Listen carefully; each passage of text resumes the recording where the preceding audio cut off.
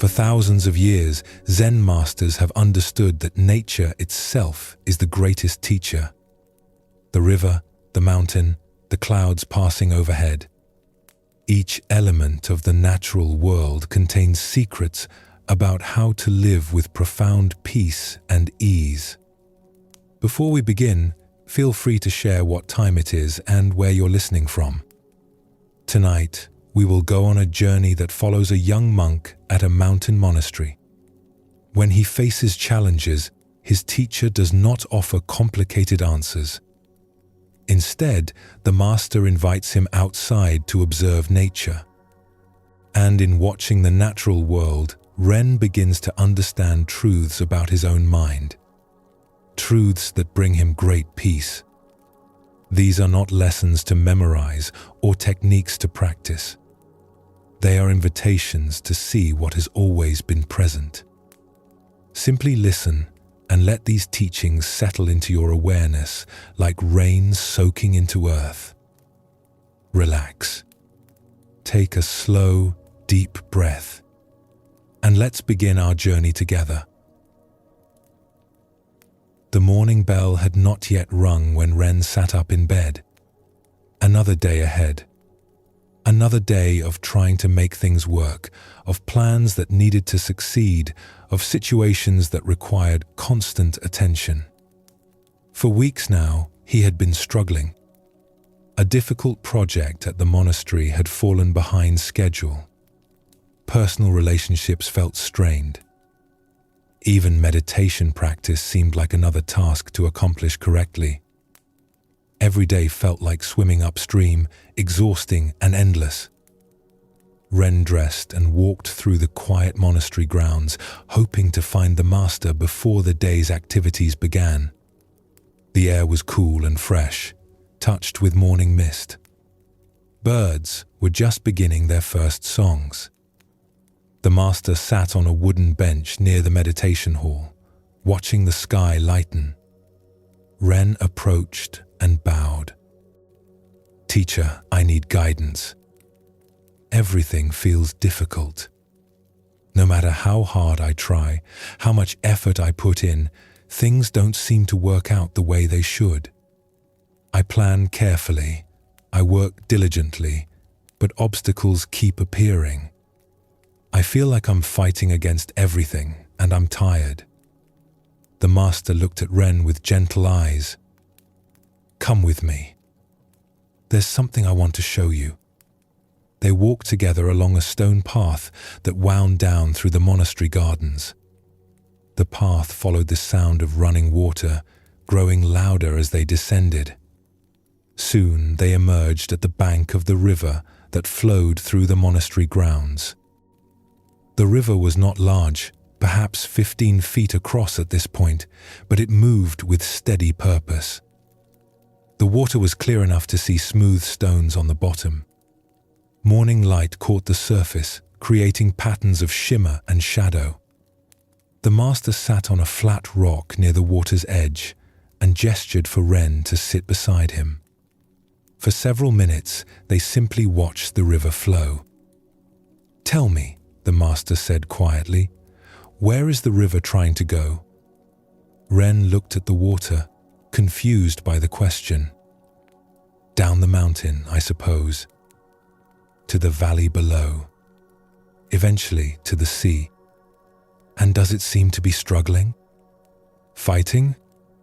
Forcing its way?" Ren watched more carefully. The water moved steadily downstream, curving around rocks, splitting around larger obstacles, rejoining itself on the other side. Where the riverbed narrowed, the water moved faster.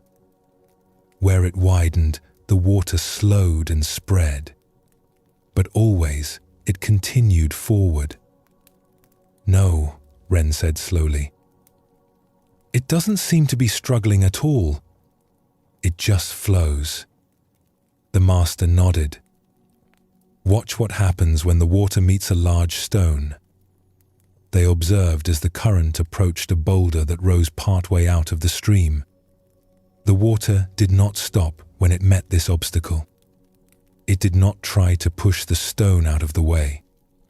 Instead, it simply divided, flowing around both sides of the rock, then coming together again downstream.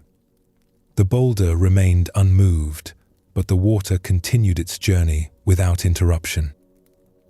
"The river does not fight the stone," the master said. "It does not waste energy trying to force the stone to move. It accepts the stone as part of the landscape and finds a way to continue. The stone is not an obstacle to the river. It is simply part of the river's path." Ren felt something shift in his chest. "But the river still gets where it's going." "Yes. Not by force, but by yielding. Water is soft and flexible, yet over time it shapes even the hardest stone. The river you see today has been flowing here for thousands of years. Look at those stones." The master pointed to the smooth, rounded rocks in the riverbed. Once they were sharp and angular. The water did not attack them or try to break them. It simply flowed over them, day after day, year after year. And slowly, gently, the stones became smooth. They sat in silence, watching the water move. Ren noticed something else. Where there was a fallen branch lying partially across the stream, the water did not try to lift it or push it away. It simply flowed underneath it, around it, through the spaces between its smaller branches. The branch created a different pattern in the water, but it did not stop the flow. "Everything you are struggling with," the master said, "is like a stone or a branch in the river. Your difficult project, your relationships, your meditation practice. You are trying to remove the obstacles before you can proceed. But what if the obstacles are not problems to be solved before you can move forward? What if they are simply part of the landscape you are moving through?" Ren thought about this. "But I have responsibilities. I can't just give up on things that aren't working." "The river does not give up," the master said. "It flows without stopping. But it flows by finding the path of least resistance, not by creating more resistance. There is a difference between giving up and letting go of the struggle." The master stood and began walking slowly along the riverbank. Ren followed. After a few minutes, they came to a place where the river made a wide curve, bending almost back on itself before continuing downstream. "Why do you think the river curves here?" the master asked. Ren looked at the landscape. On the inside of the curve, the bank was made of soft soil and grass. On the outside of the curve, a wall of solid rock rose up from the water's edge. "Because of the rock," Ren said. "The river can't flow through solid stone, so it goes around." "Exactly. The river does not waste time wondering why the rock is there or wishing the rock would move. It does not judge the rock as an obstacle that shouldn't exist. It simply accepts the reality of the rock and adjusts its path accordingly. This is wisdom." They continued walking until they reached a place where the river widened into a shallow pool before narrowing again and continuing downstream. The water in the pool was almost still, barely moving. Small fish swam in lazy circles. Dragonflies hovered over the surface. "Notice this pool," the master said. "The river has not stopped flowing, but here its movement is almost invisible. Sometimes the path requires speed and energy, like at the narrow places. Sometimes it requires patience and stillness, like here in the pool. The river does not judge one as better than the other. It simply responds to the landscape it encounters." Ren sat down on the bank again, watching the pool. "I think I'm beginning to understand.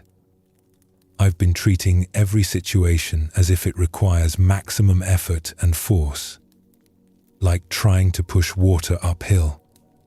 The master smiled. "Yes. And how much energy does that require?" "All of it. I'm exhausted all the time. The water in this river will reach the sea. That is certain. But it will get there by flowing downward, by following gravity, by taking the path that opens before it. It does not reach the sea by fighting against the mountain." A story came to the master's mind, and they settled more comfortably on the riverbank as the morning sun rose higher, warming the stones. There was once a farmer who lived in a valley where a stream ran through his land. Every spring, when the snow melted in the mountains, the stream would flood his fields. Year after year, the farmer would spend enormous effort trying to stop the flooding. He built walls and dikes. He dug channels to divert the water. He spent his whole spring fighting against the rising water, trying to force it to go somewhere else, anywhere else but across his fields. The battles left him exhausted and bitter. Despite all his work, the water always found a way through his barriers. His crops would be damaged. His time and energy would be wasted.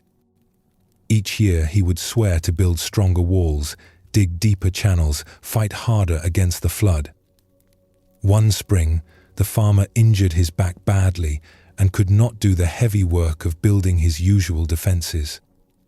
He lay in his house, listening to the water rise, expecting complete disaster. He imagined his fields destroyed, his year's work ruined. But when he was finally able to walk outside, he discovered something surprising. Yes, his fields were flooded, but the water had deposited rich, dark soil across the entire area. When the flood finally receded, the farmer planted his seeds in this new soil. That year, his harvest was more abundant than any he had ever grown. The farmer sat on his porch that autumn, looking at his full storehouses, and realized what the water had been trying to tell him all along. The flood was not his enemy. It was bringing him exactly what he needed, but he had been too busy fighting it to receive the gift. The next spring, when the water began to rise, the farmer did not build walls. Instead, he cleared channels that guided the water gently across his fields, letting it spread its gift of soil evenly, then drain away naturally when the time came.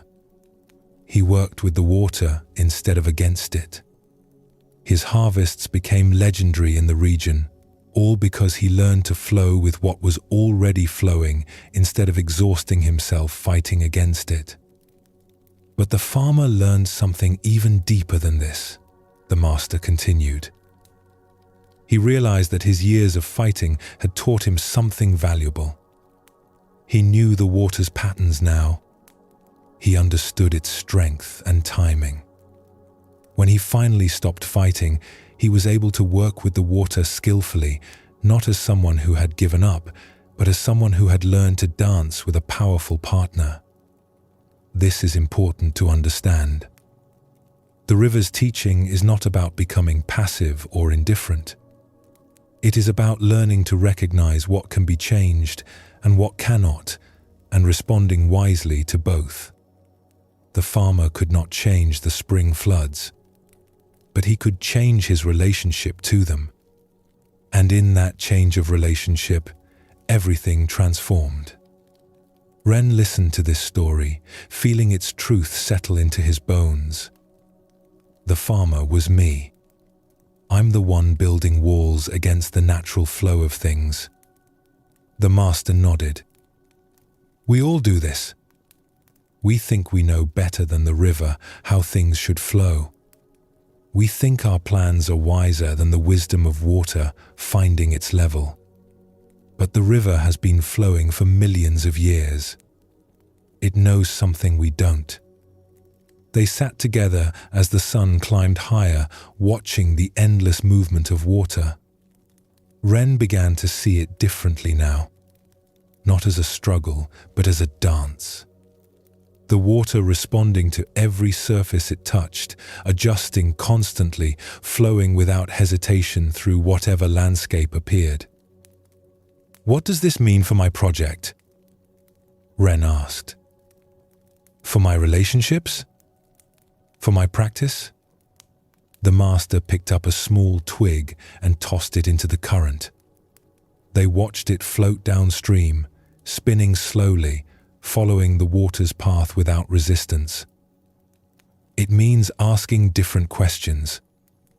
Instead of, "How can I force this to work?" you might ask, "What is the natural flow here?" instead of, "What obstacle must I remove?"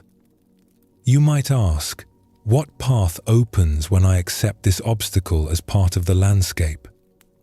The master turned to look directly at Ren. "You are not wrong to care about your work or your relationships. The river cares about reaching the sea, but it reaches the sea by following its nature, not by fighting against it. Your nature is not to be a rigid wall that never bends. Your nature is more like water than stone." Ren felt tears rising, a release of the enormous tension he had been carrying. "I've been so tired." Of course, fighting against the current is exhausting, but flowing with it is effortless. The master stood and offered a hand to help Ren up. "Let's walk back slowly. And as we walk, notice how your own body moves. You don't have to force each step. Your body knows how to walk. You simply allow the movement to happen. This is also the way of water." As they climbed the path back toward the monastery, Ren became aware of his breathing, his footsteps, the way his arms swung naturally with each stride. None of it required force or struggle. The body knew how to move when the mind stopped trying to control every detail. "The meditation you've been struggling with," the master said as they walked, "you're trying to force your mind to be still. But stillness, like water's movement, is natural when you stop fighting against the currents that are already there. You don't create stillness. You allow it by not creating turbulence." They reached the monastery courtyard and paused. Ren bowed deeply to the master. "Thank you. I feel like I've been holding my breath for months, and I can finally exhale." The master smiled. "The river taught you, not me. I just suggested you look. The teaching was always there, flowing past you every day. This is how wisdom works. It's not hidden in complicated techniques or difficult practices. It's right in front of us in the simplest things.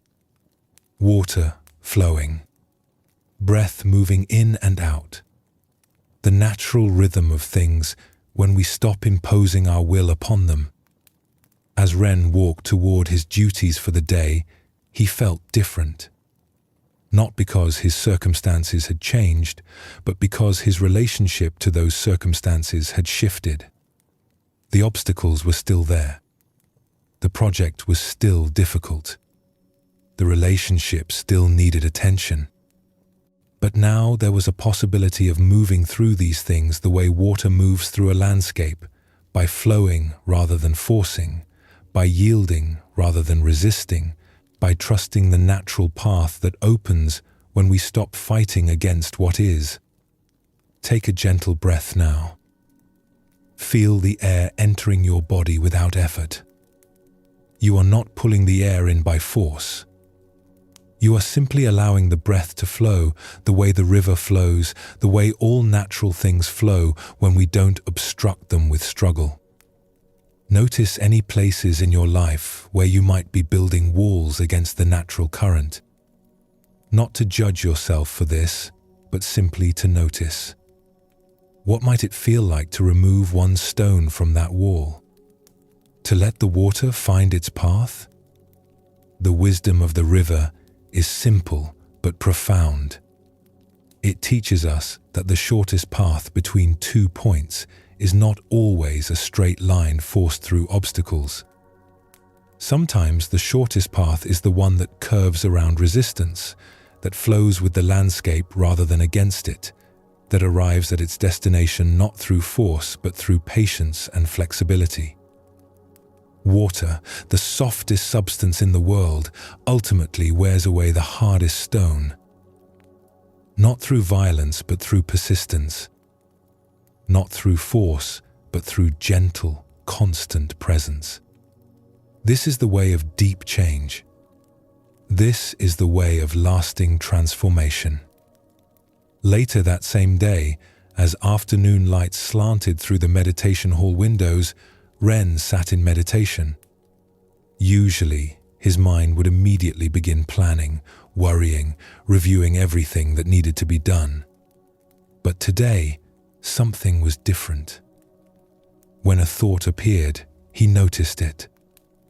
Just as the river notices a stone. The thought was there, part of the landscape. But Ren found he did not need to fight it or force it away.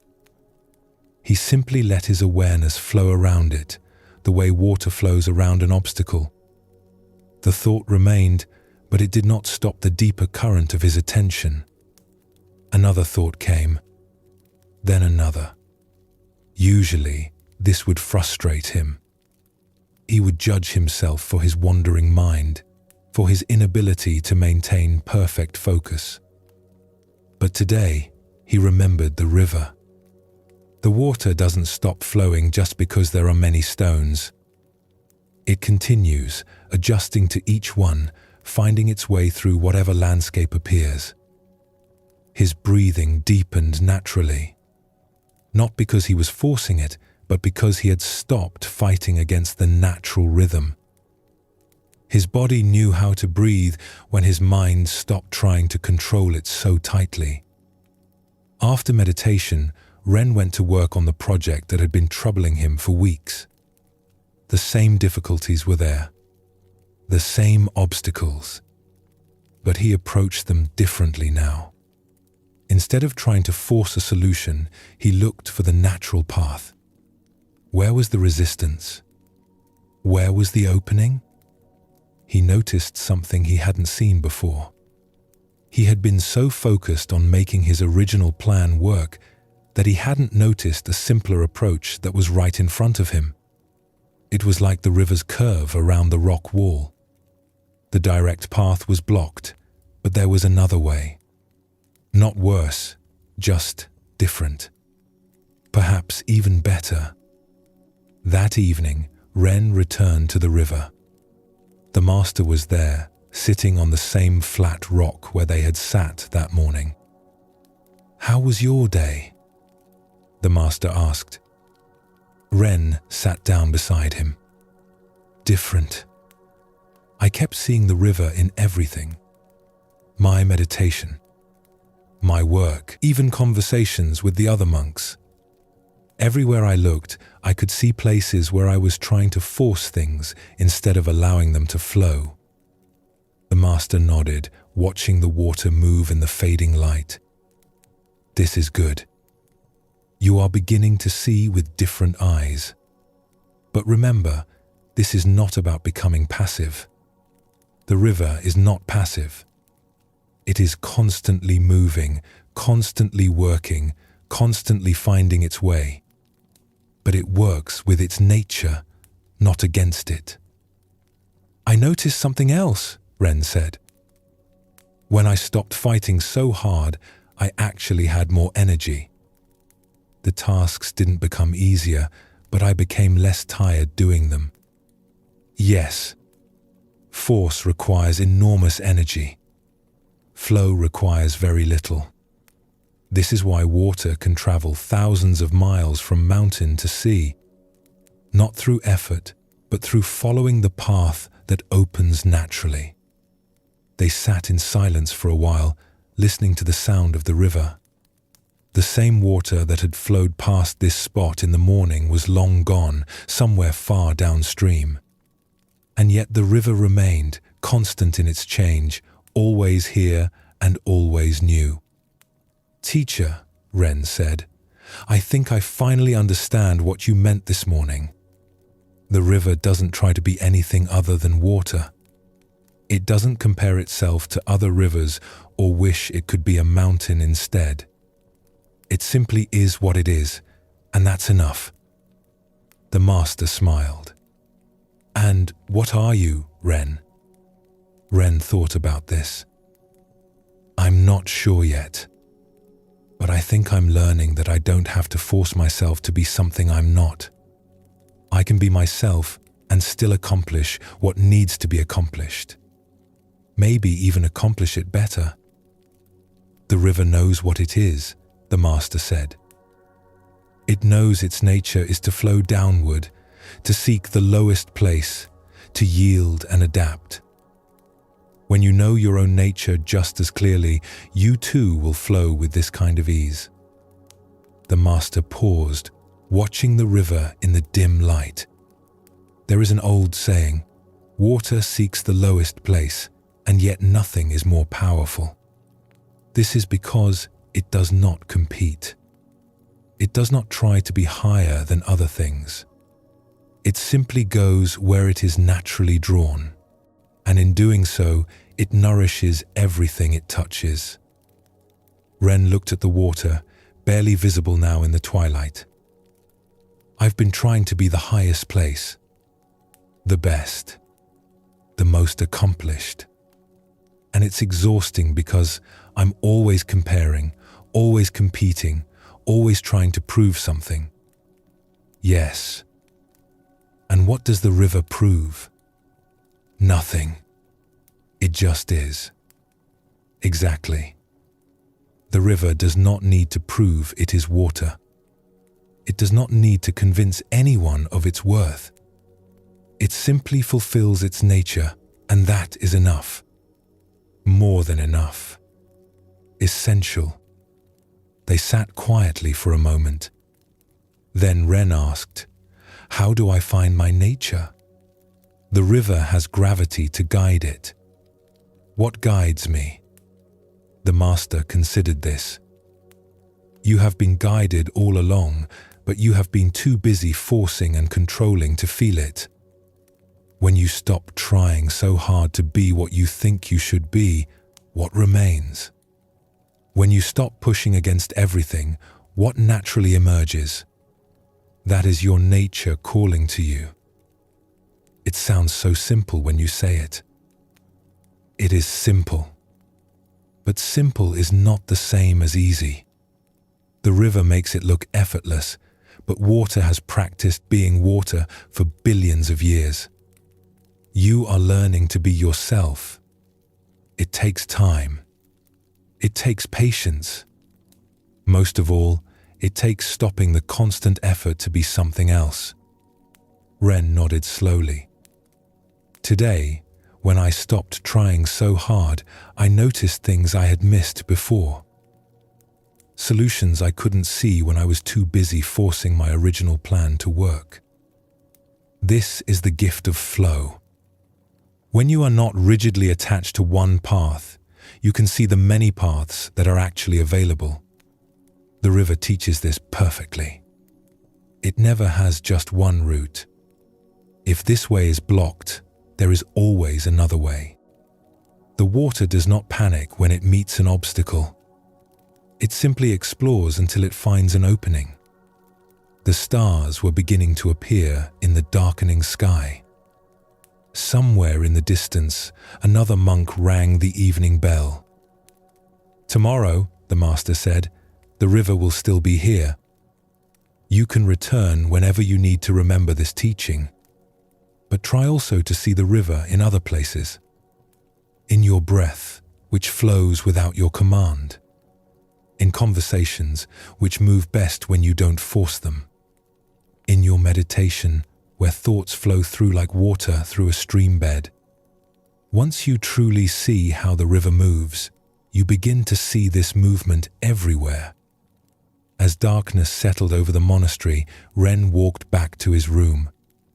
The sound of the river followed him, a constant reminder of what he had learned.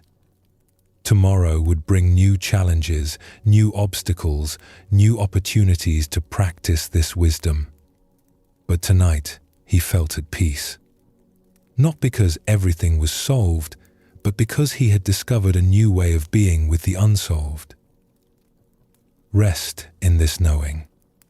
Trust the flow that carries you, just as the river trusts gravity to carry it home. The monastery was busier than usual. A group of visiting monks had arrived from another temple, bringing new schedules and additional ceremonies. The daily rhythm that Ren had grown accustomed to kept shifting. Morning meditation happened at a different time. Meals were more crowded. New faces appeared everywhere, each with their own way of doing things.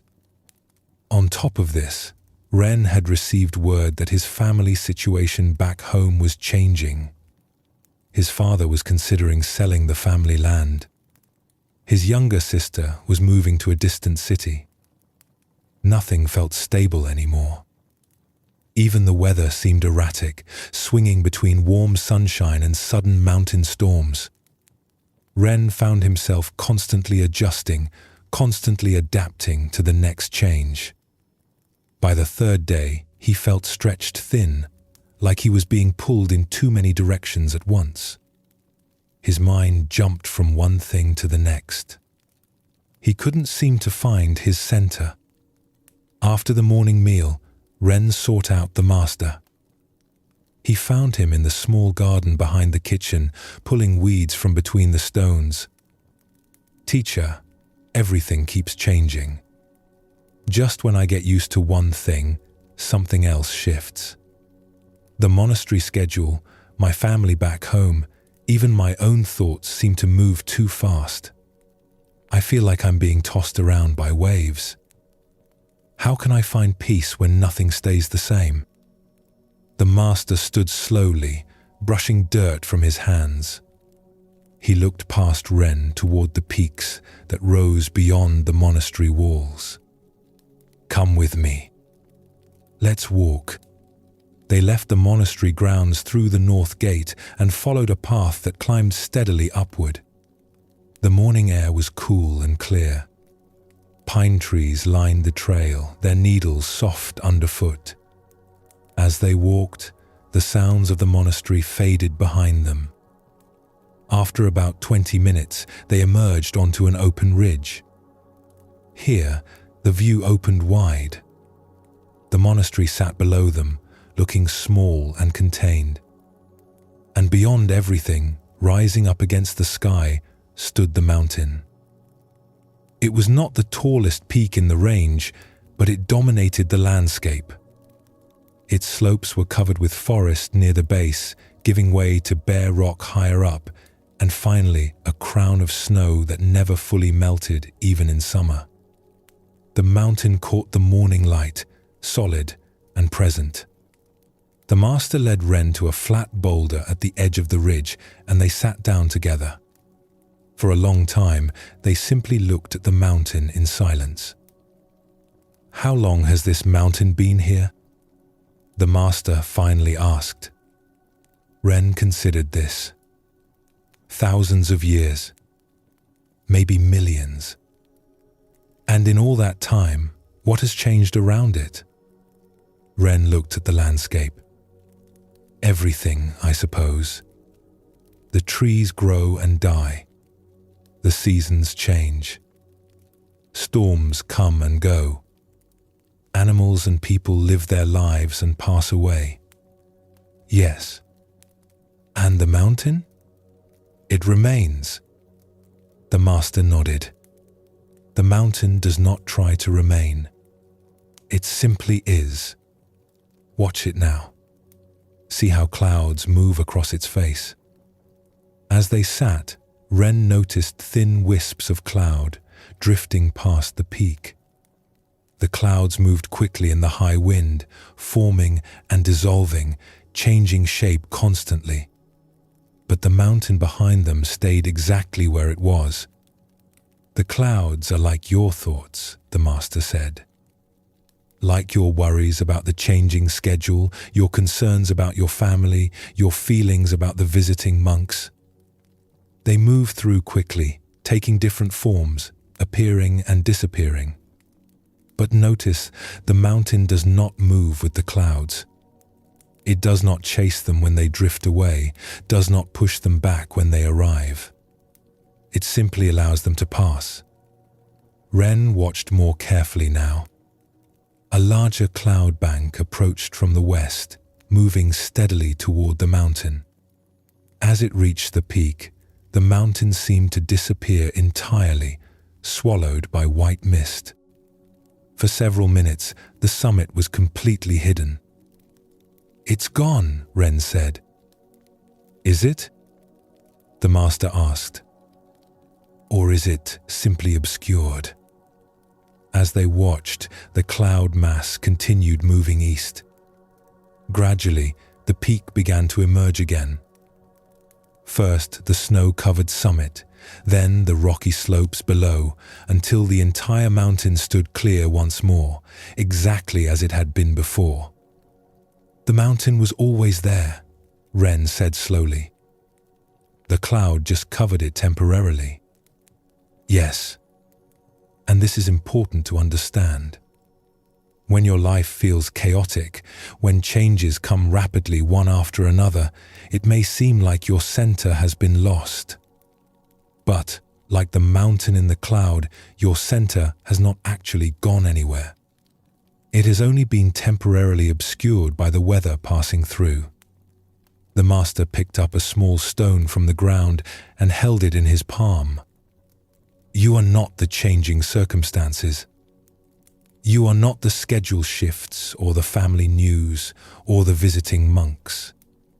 Those are weather patterns moving through. You are the mountain that remains while the weather passes." Ren felt something settle in his chest as he listened. "But how do I find the mountain in myself when the clouds are so thick I can't see anything clearly?" "By remembering that the mountain does not need to do anything to remain steady. It does not brace itself against storms. It does not resist the clouds.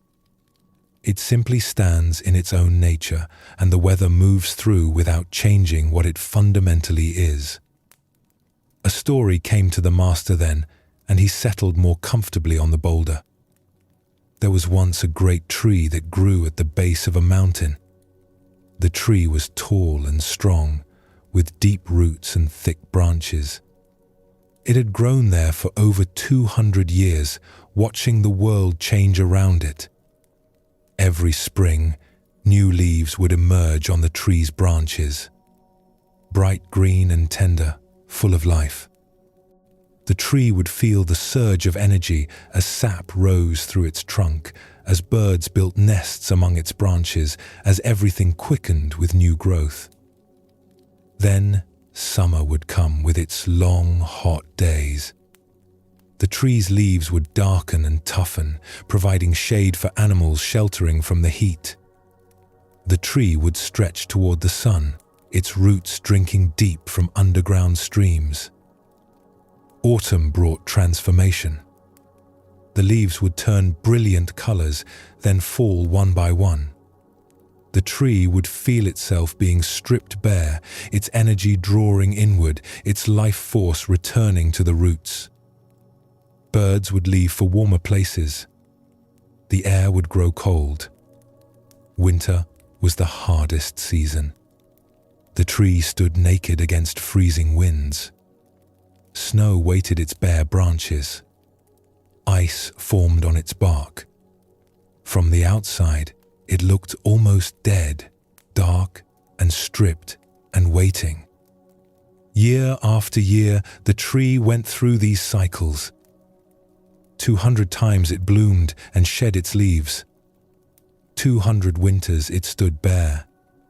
And through all of this, the tree never forgot what it was. It never panicked in autumn, fearing it was dying. It never worried in winter that spring would not return. It simply stood, rooted deeply, trusting its own nature. One spring, a young sapling grew near the old tree's base. The sapling loved its first spring, delighting in its new leaves, in the warmth and birdsong and abundance. But when autumn came, the young tree became afraid. "What's happening to me?" The sapling cried as its leaves began to change color. "I'm losing my leaves. Something is wrong." The old tree spoke gently to the young one. "Nothing is wrong. This is simply autumn. Your leaves have served their purpose, and now it is time to let them go. But I'll be naked, exposed. How will I survive without my leaves?" "The same way I have survived 200 winters," the old tree said. "By remembering that you are not your leaves. You are the trunk, the branches, the roots that go deep. The leaves come and go with the seasons, but you remain." The young sapling was not convinced. All through autumn it worried. When winter came and the last leaf fell, it was certain it would not survive. The cold winds terrified it. The ice felt like death itself. But the old tree stood beside it, steady as always. "Feel your roots," it said to the young tree. "Go deep inside yourself, below all the surface changes. There you will find something that does not change with the seasons. There you will find what you truly are." The young tree, having no other choice, turned its attention inward. Down through its trunk, down into its roots that reached deep into the earth. And there, it found something surprising. A steadiness. A core of life that was not affected by the bare branches or the freezing wind. A presence that simply was, regardless of what season moved across the surface. Winter passed. Spring returned, as it always does. New leaves emerged on both trees. The young sapling had survived its first winter, and in doing so, had learned something essential. It was not the leaves or the flowers or the outward appearance of any season. It was the deep, rooted presence that remained through all changes. "Now you understand," the old tree said. "We are both like the mountain. The seasons move across us, but they do not change what we are. Growth and loss, abundance and bareness, warmth and cold, these are weather patterns. They come and they go. But the mountain remains." Ren sat quietly after the story, looking at the mountain.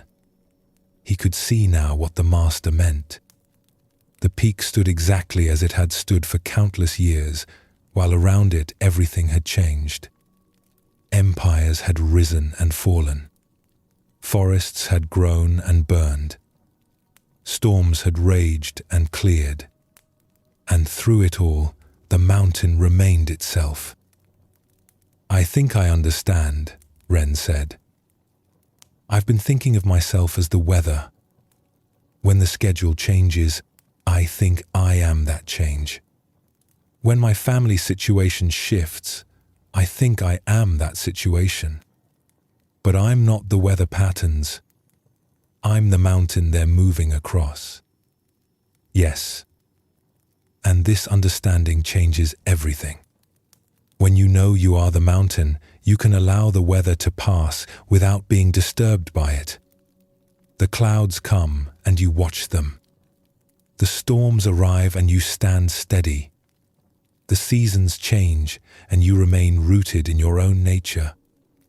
The master stood and began walking along the ridge. Ren followed.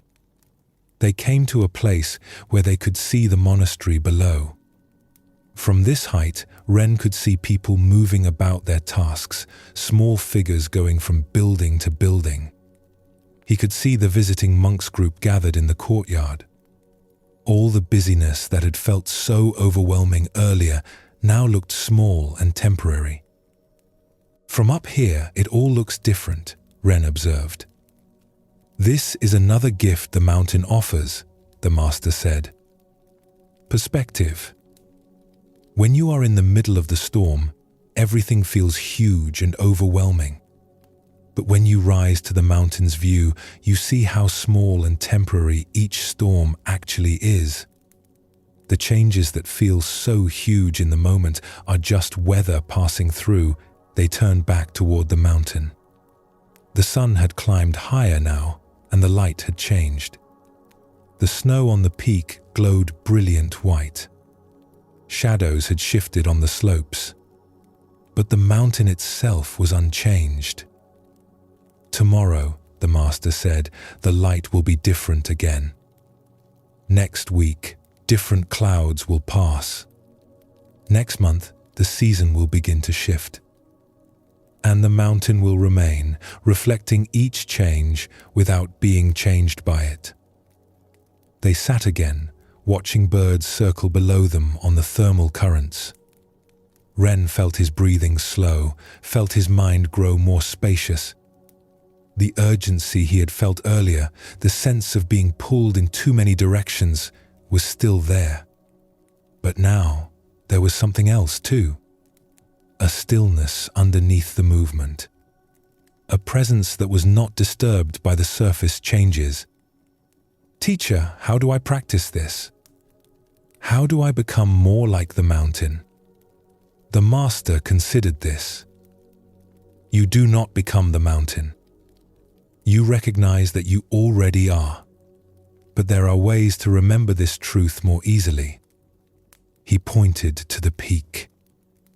Each morning when you wake, before you enter the day's activities, remember the mountain.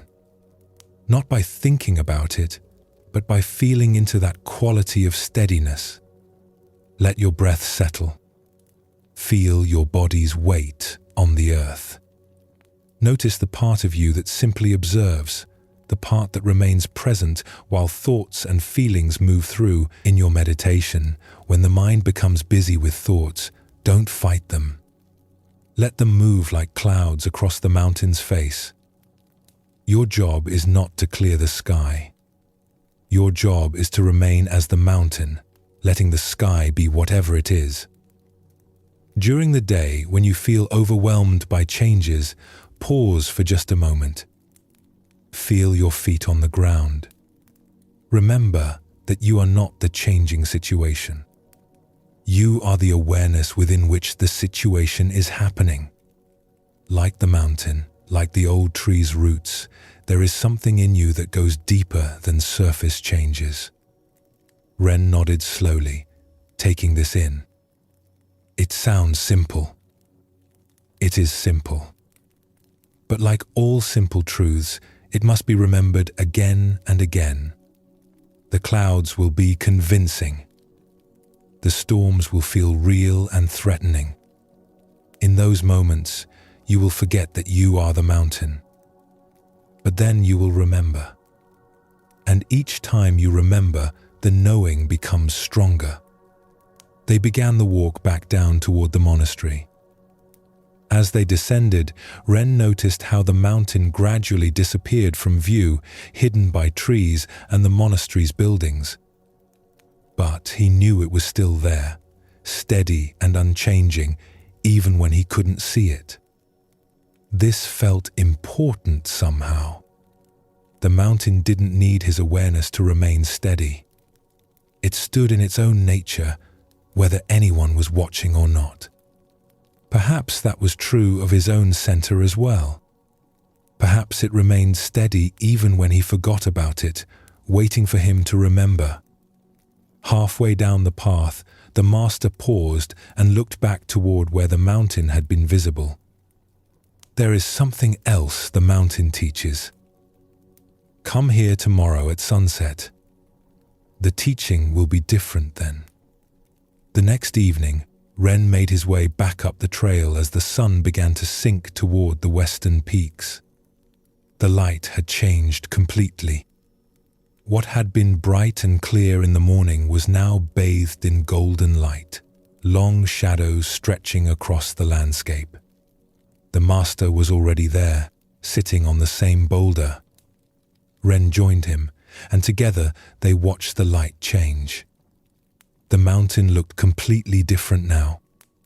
The east-facing slopes were already in shadow, deep blue and purple. But the western face glowed orange and gold, the snow on the summit catching the last direct sunlight and seeming to burn with inner fire. "Is this the same mountain we saw yesterday morning?" the master asked. "Yes, but it looks so different. The mountain has not changed. Only the light falling upon it has changed. This is another important teaching. The mountain reflects each condition without being that condition. In morning light, it appears one way. In evening light, another. In storm, it becomes dark and menacing. In clear weather, it seems peaceful and benign. But these are only appearances, reflections of the conditions around it. The mountain itself remains what it is. As they watched, the light continued to change. The golden glow climbed higher up the peak as the sun sank lower. The shadowed areas grew darker. Clouds near the horizon caught fire with red and orange. The whole scene transformed minute by minute. "Your moods are like this light," the master said. "Sometimes you feel happy and your world seems bright and beautiful. Sometimes you feel sad and everything appears dark. Sometimes anger colors everything red. Sometimes peace makes everything seem soft and gentle. But these are just the light of temporary conditions falling upon the mountain of your being. They change the appearance, but not the reality." Ren watched the last sunlight leave the mountain's peak. For a moment, the summit glowed even brighter, a last flash before the shadow claimed it. Then the whole mountain stood in twilight, solid and dark against the fading sky. "Even now, in darkness, the mountain is still there," the master said. "When you feel lost or confused, when your mood is dark and you cannot see clearly, remember this. The mountain does not disappear in darkness. It only appears to. It stands steady, waiting for the light to return, as it always does." Stars began to appear in the deepening blue above. The air grew cooler. They sat in silence as night settled over the landscape. "The mountain teaches us through all conditions," the master said softly. "In morning brightness and evening shadow. In summer's warmth and winter's cold. In storm and calm. Always teaching the same truth. I remain myself through all changes. This is the stability we seek. Not a stability that requires perfect conditions, but a stability that exists through all conditions." Ren returned to his room that night with a fuller understanding. He had seen the mountain in different lights, had watched it remain itself through changing appearances. Now he could begin to see his own life the same way. The difficulties he faced were like the changing light. They colored his experience, changed how things appeared, but they did not change what he fundamentally was. The visiting monks, the scheduled changes, his family situation, these were conditions, not his core identity. Over the following days, Ren found himself returning to the mountain teaching again and again. When a visiting monk criticized his meditation posture, Ren felt the sting of it, the defensive anger rising. But then he remembered, this is just weather passing through. The mountain does not argue with storms. When news came that his father had indeed sold the family land, Ren felt a wave of grief and loss. But underneath that grief, he could feel something that remained steady. The mountain does not resist the seasons. When an unexpected change in the schedule disrupted his carefully planned day, he noticed the irritation arise. But he also noticed the part of him that simply observed the irritation, the way the mountain watches clouds pass without becoming the clouds. It wasn't that the challenges became easier or the changes less disruptive, but his relationship to them shifted. Instead of being tossed around by each new condition, he began to find the place in himself that could stand steady while the weather moved through. One morning, after a particularly difficult meditation where his mind had been extremely busy, Ren walked outside to find a storm rolling in. Dark clouds gathered over the mountains. Wind picked up, bending the trees. The first drops of rain began to fall. He looked toward the north, where the mountains stood now hidden completely by the storm clouds. He couldn't see it at all, but he knew it was there, receiving the rain, standing in the wind, unchanged by the weather that temporarily obscured it. The knowing felt like a physical presence in his chest, a recognition that beneath all the surface turbulence of his thoughts and emotions, something remained steadfast. Not because he was trying to hold it steady, but because steadiness was its nature, the way mountains stand steady not through effort but through being what they are.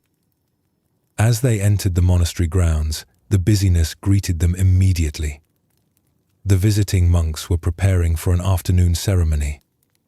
People were calling to each other, moving equipment, rearranging the meditation hall. All the activity that had felt so disturbing this morning was still happening. But Ren found he could walk through it differently.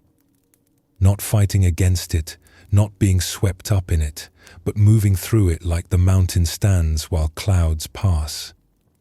He could participate fully while remaining rooted in that deeper stillness. That evening, Ren sat in meditation. His mind was still busy. Thoughts about the day's events, concerns about tomorrow, memories of the past. The clouds were thick. But now, instead of fighting them or being carried away by them, he tried to find the mountain within himself. At first, it was difficult. The thoughts seemed so solid, so demanding of attention. But gradually, he began to notice something else. A quality of awareness that was watching the thoughts without being the thoughts. A presence that remained steady while the mental weather moved through. It wasn't perfect. Sometimes he forgot and got caught up in the thought clouds again. But each time he remembered, it became a little easier. Like the mountain emerging from the mist, his center would become clear for a moment before the next cloud arrived. After meditation, Ren walked outside into the evening air. The monastery compound was quieter now, most monks preparing for sleep. He looked toward the north, where he knew the mountain stood, invisible now in the darkness. Tomorrow, it would still be there. The visiting monks would still be here, the schedule would still be different, his family situation would still be uncertain. The weather would continue passing through. But underneath it all, there was something that did not change.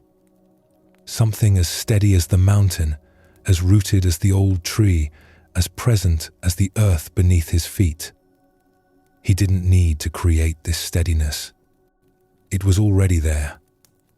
He only needed to remember it, to return to it, to trust it the way the tree trusted that spring would come again after winter. Trust in this deeper stability. It does not depend on circumstances staying the same. It does not require controlling everything around you. It is simply what you are beneath all the surface movements. The mountain within, steady and unshakable, waiting for you to remember it is there. The visiting monks had departed, and the monastery had returned to its usual rhythm. Ren noticed he moved through the changing schedules more easily now, like water finding its path. When unexpected tasks arose, he could feel the mountain-like steadiness underneath his responses. The teachings were beginning to take root. But a new challenge had emerged. One of the elder monks had begun criticizing Ren's work in the garden. His rows weren't straight enough. His pruning technique was incorrect. His understanding of the traditional methods was lacking. Each day brought new corrections, new observations about what Ren was doing wrong. At first, Ren tried to flow with this like water, to remain steady like the mountain. But something else was happening. He found himself becoming preoccupied with how he appeared to others. During meditation, instead of simply sitting, he would wonder if his posture looked correct. While working, he would constantly check if anyone was watching, judging. He began performing his duties not from natural presence, but from a place of worry about how he was being perceived. Even worse, he noticed himself creating a careful image. With some monks, he emphasized his diligence. With others, his spiritual insight. He caught himself changing his manner of speaking, depending on who was listening, crafting his responses to sound wise or humble or dedicated, whatever seemed most appropriate to the moment. It was exhausting. And beneath the exhaustion was a deeper unease. Who was he really? If he kept adjusting his presentation depending on his audience, where was his true self in all of this? He felt like he was losing touch with something essential, something real beneath all the performance. One evening after meditation, as the other monks filed out of the hall, Ren remained sitting. The master, who always sat near the back, approached him. "You look troubled." Ren hesitated, then spoke. "Teacher, I don't know who I am anymore. I've become so concerned with how others see me that I've lost track of what's actually true. With the elder monk's criticism, I find myself constantly trying to appear a certain way. And now I do this with everyone. I adjust myself to fit what I think they want to see. But which version is real? Or am I just a collection of performances?" The master sat down beside him. "Come with me. The moon is full tonight." They walked out into the night air. The monastery was quiet, most monks already in their rooms. The master led Ren down a path to a small pond at the edge of the grounds. It was a place used for collecting water, perhaps 20 feet across, surrounded by smooth stones and a few willow trees. The moon hung large and bright in the clear sky, nearly full. Its light illuminated everything with soft silver. And there, on the surface of the still pond, the moon appeared again, perfect and round, floating on the water. The master and Ren sat on the stones at the pond's edge. For a long time, they simply looked at the two moons, one in the sky, one in the water. "Tell me," the master said quietly, "which moon is real?" Ren looked at both. "The one in the sky. The one in the water is just a reflection." "Yes. And if you wanted to touch the moon, where would you reach?" "Toward the sky, not the water." The master nodded. "And yet, see how perfect the reflection appears." If someone who had never seen the real moon looked only at this pond, they might believe this reflection was the moon itself. It has the same shape, the same brightness, the same beauty. But what happens if I do this? The master picked up a small pebble and tossed it gently into the pond. Ripples spread across the surface. The reflected moon shattered into pieces, fragments of light dancing and reforming as the water moved. For several moments, there was no moon in the pond at all, just scattered pieces of brightness. But the moon in the sky remained perfectly whole, undisturbed by the ripples in the water below. As the water gradually stilled, the reflection came back together, reforming piece by piece until the moon floated whole on the surface once more. The reflection is not the moon, the master said. It is an image created by conditions, still water, clear sky, the moon's position. Change any condition, and the reflection changes or disappears. But the real moon is unaffected by any of this. Ren watched the pond settle back to stillness. You're saying the way others see me is like the reflection, and my real self is like the moon in the sky. Yes, but there is more to understand. Look carefully. Which moon are you most concerned with? Ren thought about his worry over the elder monk's criticism, his constant adjusting of his presentation, his anxiety about how he appeared. I've been obsessed with the reflection, with how I appear on the surface of other people's perceptions. And what happens when you spend all your energy trying to control the reflection? I lose touch with what's real. I forget about the actual moon while I'm trying to manage how the moon appears in the water. The master picked up another pebble. Watch what happens when you try to control the reflection. He tossed the pebble into the pond. Again, ripples spread. Again, the moon's reflection shattered and scattered. The master immediately threw another pebble, then another. Each one created new waves, new disturbance. The reflected moon never had a chance to reform. It remained fragments, constantly breaking and reforming, but never stable, never whole. This is what happens when you try to control how others see you, the master said. You create ripples with your efforts, but these very efforts keep disturbing the water. The more you try to perfect the reflection, the more you disturb it.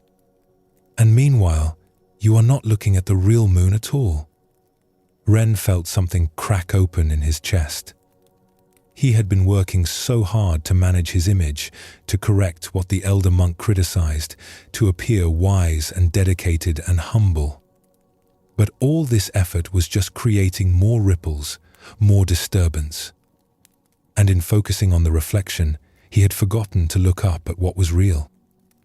They sat in silence as the pond gradually settled again. The moon's reflection reformed, clear and whole, without any effort from them at all. There is a story, the master said, about a musician who became famous throughout the land.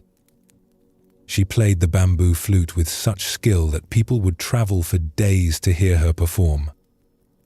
Her music could make people weep, could fill them with joy, could transport them to places beyond words. But as her fame grew, something began to change. She became aware of her audience's expectations. She noticed their reactions, their preferences, their opinions. Slowly, she began adjusting her playing to meet these expectations. When she sensed the audience wanted something uplifting, she played bright melodies. When she felt they wanted depth and sorrow, she played mournful tunes. She became very skilled at reading her audience and giving them what they wanted. Her fame grew even greater. People praised her sensitivity, her responsiveness, her ability to touch exactly what they were feeling. But the musician herself felt increasingly hollow. She no longer knew what she actually wanted to play. She had become so good at reflecting her audience's desires that she had lost touch with her own musical voice. Was she a great musician? Or was she just a very accurate mirror? One night, after a particularly celebrated performance, she walked alone into the mountains. She sat by a stream, holding her flute, and realized she didn't know what to play. Every melody that came to mind seemed to be something she had played for someone else, adjusted for some audience, shaped by others' expectations. She sat there through the night, not playing, just listening to the stream. As dawn approached, a bird began to sing in a nearby tree. The bird's song was simple and pure, nothing fancy or complicated. But it was completely authentic. The bird was not singing to please anyone. It was simply singing its own nature. Something in the musician broke open. She lifted her flute to her lips and played a single note. Just one note, held long and steady. But it was her note, not anyone else's. It came from her true voice, not from any image of who she should be. From that note, a melody emerged. It was not the kind of music she had become famous for. It was simpler, more direct, sometimes rough. But it was true. It was the sound of her actual self, not the reflection of others' desires. When she returned to the city and played this new music, some people were disappointed. It wasn't what they expected from her. It didn't always please them in the familiar ways. But some people heard something deeper. They heard authenticity. They heard a real person playing real music, not a mirror reflecting their expectations. The musician learned that she could not be both the moon and its reflection. She could not be her true self and everyone's image of who she should be. She had to choose. And when she chose to be the moon, real and whole, even if misunderstood, she found a peace that all the praise for her reflections had never given her. Ren listened to this story, feeling its truth settle deep. He had been trying to be the reflection, the good student in the elder monk's eyes, the diligent worker in others' perception, the spiritually advanced practitioner for those who saw him that way. But in all this reflecting, he had lost touch with who he actually was. Teacher, I understand. But how do I find the real moon? How do I know what's truly me and what's just reflection? The master pointed up at the moon in the sky. The real moon doesn't try to be anything. It simply is. It doesn't adjust itself based on who's looking at it. It doesn't change its nature to meet expectations. It shines with its own light, and anyone who wishes to see it can look up and find it. But the elder monk's criticisms, are they all wrong? Should I ignore guidance from teachers? This is an important distinction. The moon accepts the light of the sun. It receives light from beyond itself and reflects it. This is natural and good. In the same way, you can receive teaching, can learn from others, can be shaped by wisdom. But receiving light is different from changing your essential nature to please someone. The moon receives sunlight but remains the moon. The master looked at Ren directly. When the elder monk offers true teaching, something in you recognizes it. It resonates with what you already know to be true. This is receiving light.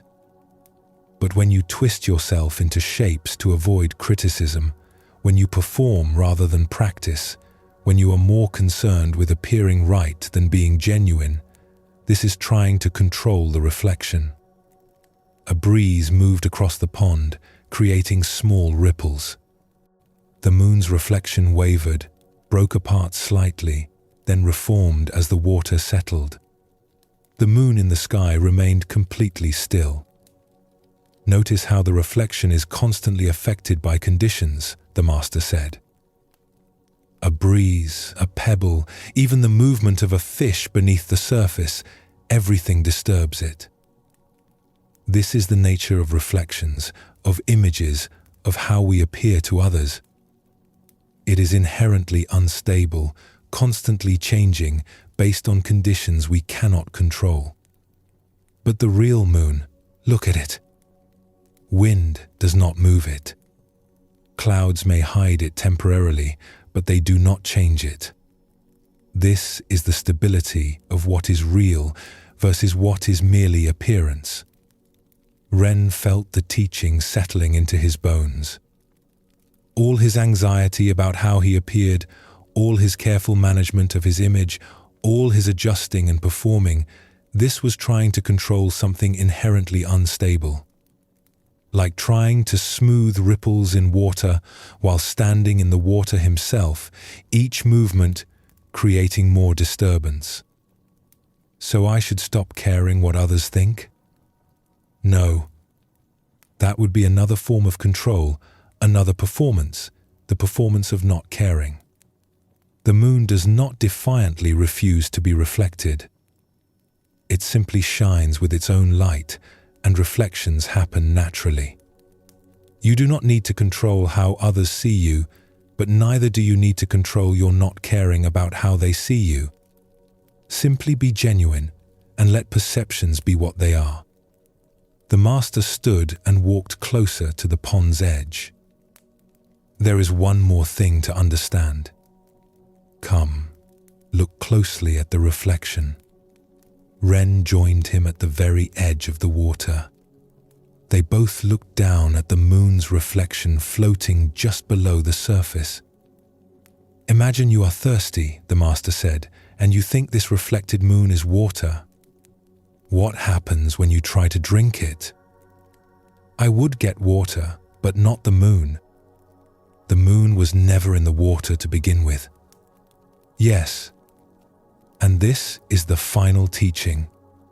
The reflection is not just unstable and easily disturbed. It is also fundamentally empty of what it appears to be. People's perceptions of you are not you. Their opinions, their judgments, their praise or criticism, these are reflections, images, appearances. They may resemble you, but they are not you. They are created by the conditions of their own minds, their expectations, their histories, their needs. When the elder monk criticizes your work, he is looking at his reflection of you, created by his own standards and expectations and past experiences. It may resemble you or it may not, but it is not you. When you try to fix yourself based on this reflection, you are trying to change the moon to match how it appears in one particular pond. Ren suddenly laughed. That's absurd. The moon can't change itself to match every reflection in every pond on Earth. Exactly. And yet, this is what we try to do. We try to be different people for different audiences, to match each reflection, to control how we appear in each person's perception. It is not only exhausting, it is impossible. And in the attempt, we lose touch with what is real. They walked slowly back toward the monastery.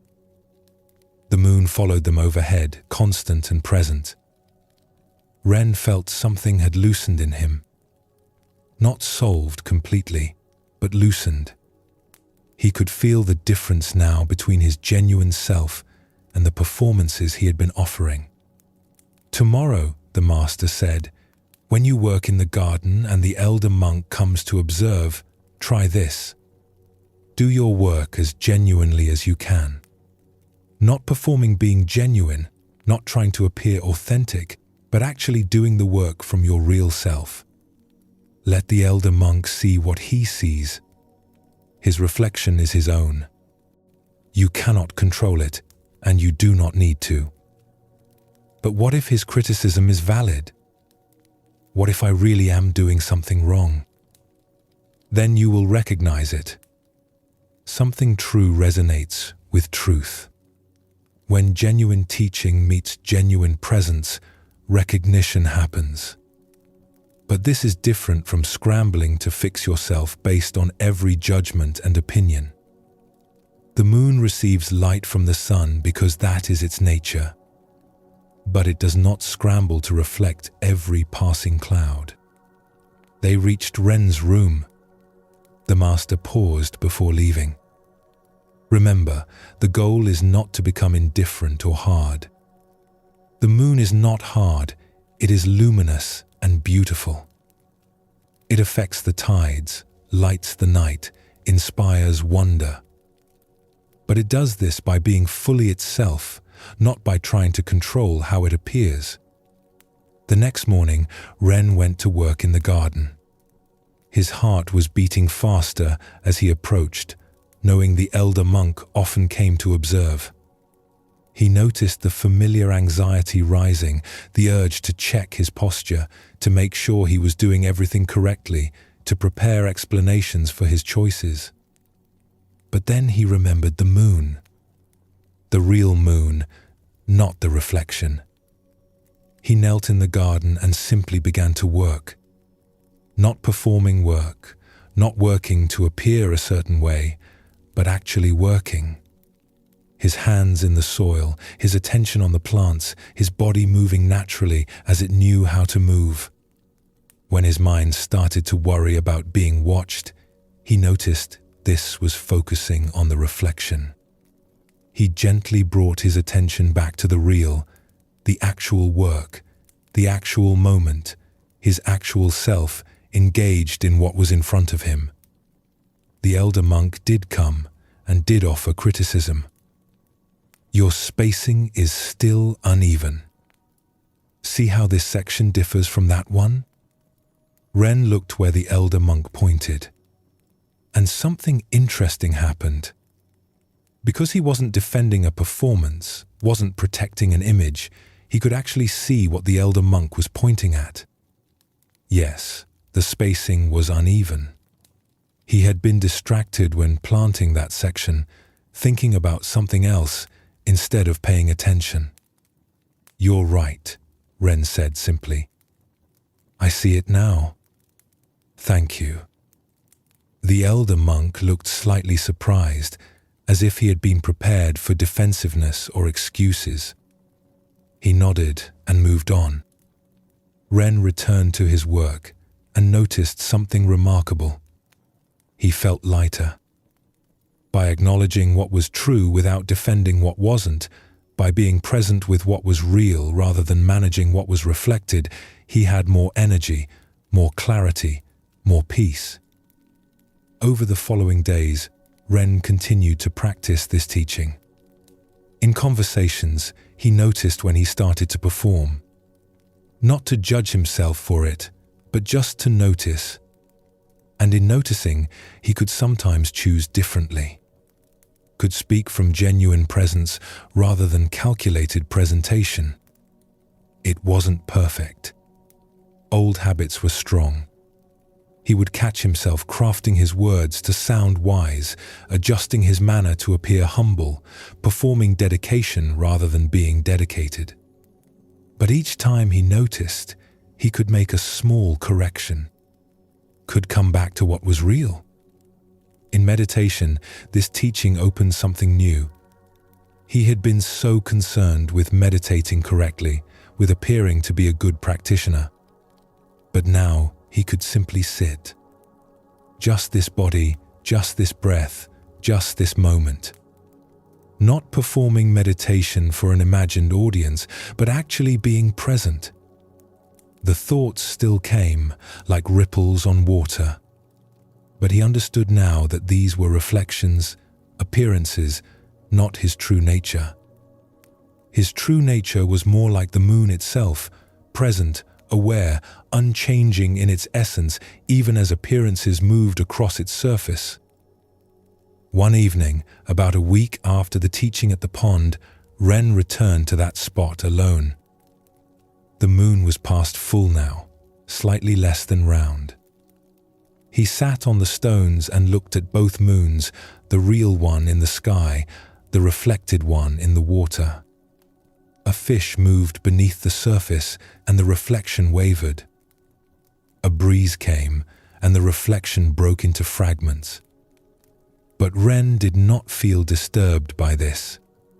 The instability of the reflection no longer seemed like a problem to be solved. It was simply the nature of reflections. He looked up at the real moon, steady in the sky. Something in him recognized this steadiness, not as something he needed to create, but as what he already was beneath all the performances and adjustments and concerns about appearance. The moon did not become the moon by trying. It simply was the moon. And in being fully itself, it gave light to the world, affected the tides, inspired wonder. Not by controlling how it appeared, but by shining with its own nature. Ren carried the lessons from the river, from the mountain, and now from the moon. He was learning to flow without forcing, to remain steady amid change, and to distinguish between his true nature and the countless reflections of how he appeared to others. These teachings were not separate. They wove together. The river had shown him how to move through obstacles without fighting. The mountain had shown him the steadiness beneath changing conditions. And now the moon showed him what was real versus what was merely appearance. He noticed that these teachings supported each other. When he remembered the mountain's steadiness, it was easier to not be disturbed by others' changing opinions. When he remembered the river's flow, he could move through social situations without forcing or performing. And now, understanding about reflections, he could participate fully in community life while remaining rooted in his genuine self. The monastery felt different now. Not because it had changed, but because his way of being in it had changed. He still worked diligently, still practiced meditation, still learned from teachers. But there was less strain, less performance, less exhausting effort to control things that were inherently beyond control. The elder monk still offered criticism, but Ren could receive what was useful without taking on what was merely the elder's reflection, his personal preferences and opinions. Some teachings resonated as true, and Ren learned from them. Others were just one person's view, and Ren could let them pass like clouds across the moon, not denying them, but not being defined by them either. Take a gentle breath now. Feel yourself present in this moment. Not how you appear, not how you imagine others see you, but your actual self, here and now. The peace that comes from this is different from the peace of being praised, or accepted, or approved of. It is the peace of being real, of knowing that underneath all the changing reflections, something steady and genuine remains. Something that doesn't need defending or perfecting or managing. Something that simply is, like the moon in the sky, constant and luminous and free. Winter was approaching the mountain monastery. The air grew colder each day, and the first light snows had already dusted the higher peaks. With winter came harder work. Firewood needed to be split and stacked. Buildings required repairs before the heavy snows arrived. Food stores had to be organized and rationed carefully to last through the long months ahead. Ren had been assigned to work with the team preparing the monastery for winter. The work was physically demanding, and the elder monk overseeing the project had high standards. There was no room for weakness, no tolerance for fatigue. When someone struggled with a heavy load, the elder monk would say, "Be stronger." A monk must be like iron, unbending and unbreakable. Ren tried to meet this standard. He lifted loads that were too heavy. He worked past the point of exhaustion. When his muscles ached and his back protested, he pushed through, refusing to show any sign of struggle. Strength meant not yielding. Strength meant being hard and unyielding, like iron. But after several weeks of this, Ren's body began to rebel. His back seized up one morning, a sharp pain that made him gasp. His shoulders were so tight he could barely lift his arms. His hands shook from gripping tools too hard for too long. He felt brittle, like something inside him was close to breaking. One afternoon, as he struggled to lift a heavy beam, his back spasmed again and he had to put it down. The elder monk saw this and shook his head with disappointment. You need to be stronger. A weak monk is useless when the real hardships of winter come. Ren stood there, breathing through the pain, feeling like a failure. He had been trying so hard to be strong, to be unbreakable, to never yield. But instead of becoming stronger, he felt more fragile than ever. That evening, Ren could barely sit for meditation. His body was too rigid, too painful. He tried to push through it, to ignore the discomfort, to be strong. But finally, he had to stand and leave the meditation hall early, something he had never done before. Outside, the master was walking through the garden in the fading light. He saw Ren moving stiffly, saw the pain in his posture. Your body is speaking to you, the master said gently. It's telling me I'm weak, Ren replied, his voice tight with frustration. I need to be stronger. The elder monk says a monk must be like iron, unbending and unbreakable. But I keep bending. I keep feeling like I might break. The master was quiet for a moment, looking toward the eastern edge of the monastery grounds. Come with me. There's something you should see. Can you walk? Ren nodded, though each step sent pain through his back. They walked slowly through the grounds as dusk settled. The master led him to a grove of bamboo that grew near the monastery's eastern wall. The tall stalks rose up into the dimming sky, their leaves rustling softly in the evening breeze. Sit here, the master said, gesturing to a flat stone near the bamboo grove. Let's watch for a while. They sat in the growing darkness as the wind picked up. Ren watched the bamboo stalks move. The wind pushed against them, and they bent gracefully, swaying almost to the ground. But as soon as the wind eased, they sprang back upright, completely unharmed. Another gust came, stronger this time. The bamboo bent even further, the tops of some stalks nearly touching the earth. Ren could hear them creaking slightly, but they did not break. When the wind passed, they straightened again, resilient and whole. Tell me, the master said, is bamboo strong or weak? Ren watched the stalks bending in the wind. I'm not sure. It bends so easily. That seems weak. But it doesn't break. That seems strong. The elder monk tells you to be like iron, unbending and unbreakable. But have you ever seen what happens to iron in a strong enough storm? Ren thought about this. It can snap. If it's too rigid, it breaks under enough pressure. Yes, iron is strong when the force is less than its rigidity. But when the force exceeds its capacity, it breaks completely. There is no middle ground for iron. It either holds or it shatters. The master gestured to the bamboo. But look at this. The bamboo bends with forces that would break iron. It yields, it bows, it touches the ground if it must. But then it returns.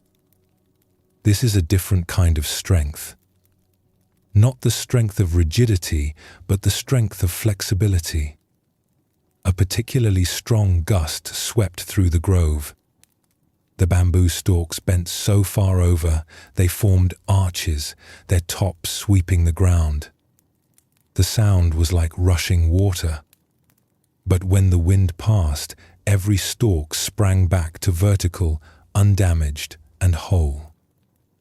The bamboo is not pretending to be weak, the master continued. It is genuinely strong. Its strength is in its flexibility, in its willingness to bend. It survives storms that destroy trees with harder wood. It bends to the ground and rises again, while the rigid oak cracks and falls. Ren felt something loosening inside him as he watched. He had been trying to be iron, rigid and unyielding. But his body was telling him that this kind of strength was breaking him, not building him. Teacher, are you saying I should be weak? Should I give up when things are hard? Is the bamboo giving up when it bends? Or is it responding wisely to the reality of the wind? There is a difference between yielding and giving up. The bamboo does not stop being bamboo when it bends. It does not surrender its nature. It simply adapts its form to meet the present conditions. The master reached out and touched one of the bamboo stalks. Feel this. Ren reached out and ran his hand along the smooth surface. It was hard and solid, as strong as wood. But when he pressed against it, it moved easily, bending away from his pressure, then straightening when he released it. The bamboo is both hard and flexible, the master said. This is not a contradiction. This is wisdom. It is strong in its core, but flexible in its structure. It has deep roots but moves with the wind. It stands upright but knows how to bow. Your body is trying to teach you this.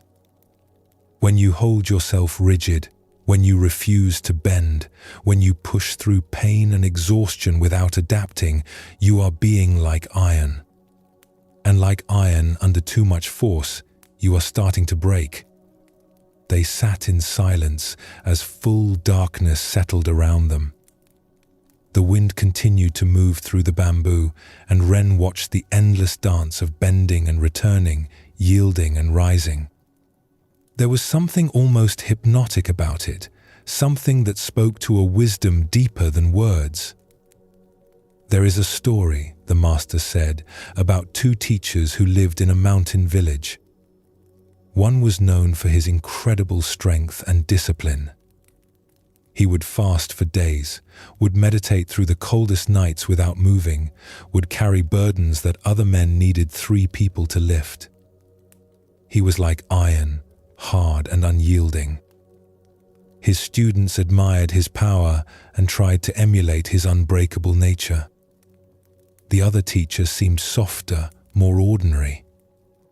He ate when he was hungry, rested when he was tired, asked for help when a burden was too heavy. Some people thought he was weak compared to the first teacher. His students sometimes wondered if they had chosen the wrong master. One winter, the harshest in living memory, came to the mountains. Snow fell for weeks without stopping. Food became scarce. The cold was brutal, relentless. The entire village struggled to survive. The first teacher continued his practices unchanged.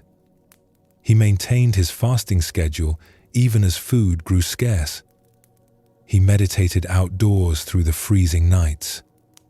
He refused to acknowledge the severity of the conditions, believing that true strength meant never adapting, never yielding to circumstances. His body could not sustain this. The extreme conditions, combined with his refusal to adapt, broke him. He fell seriously ill. His iron strength, when it finally gave way, shattered completely. He survived the winter, but his health never fully recovered. His unbreakable approach had, in the end, broken him. The second teacher adapted to the winter. He ate smaller meals more frequently to conserve energy. He meditated indoors where it was warmer. He accepted help from others and offered help in return. He bent with the conditions without abandoning his practice. He was like bamboo in a storm, yielding to reality while maintaining his core integrity.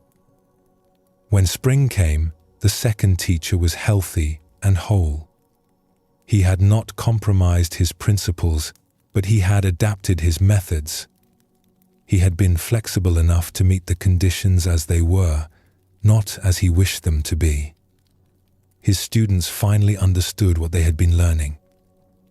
True strength is not rigid resistance to all conditions.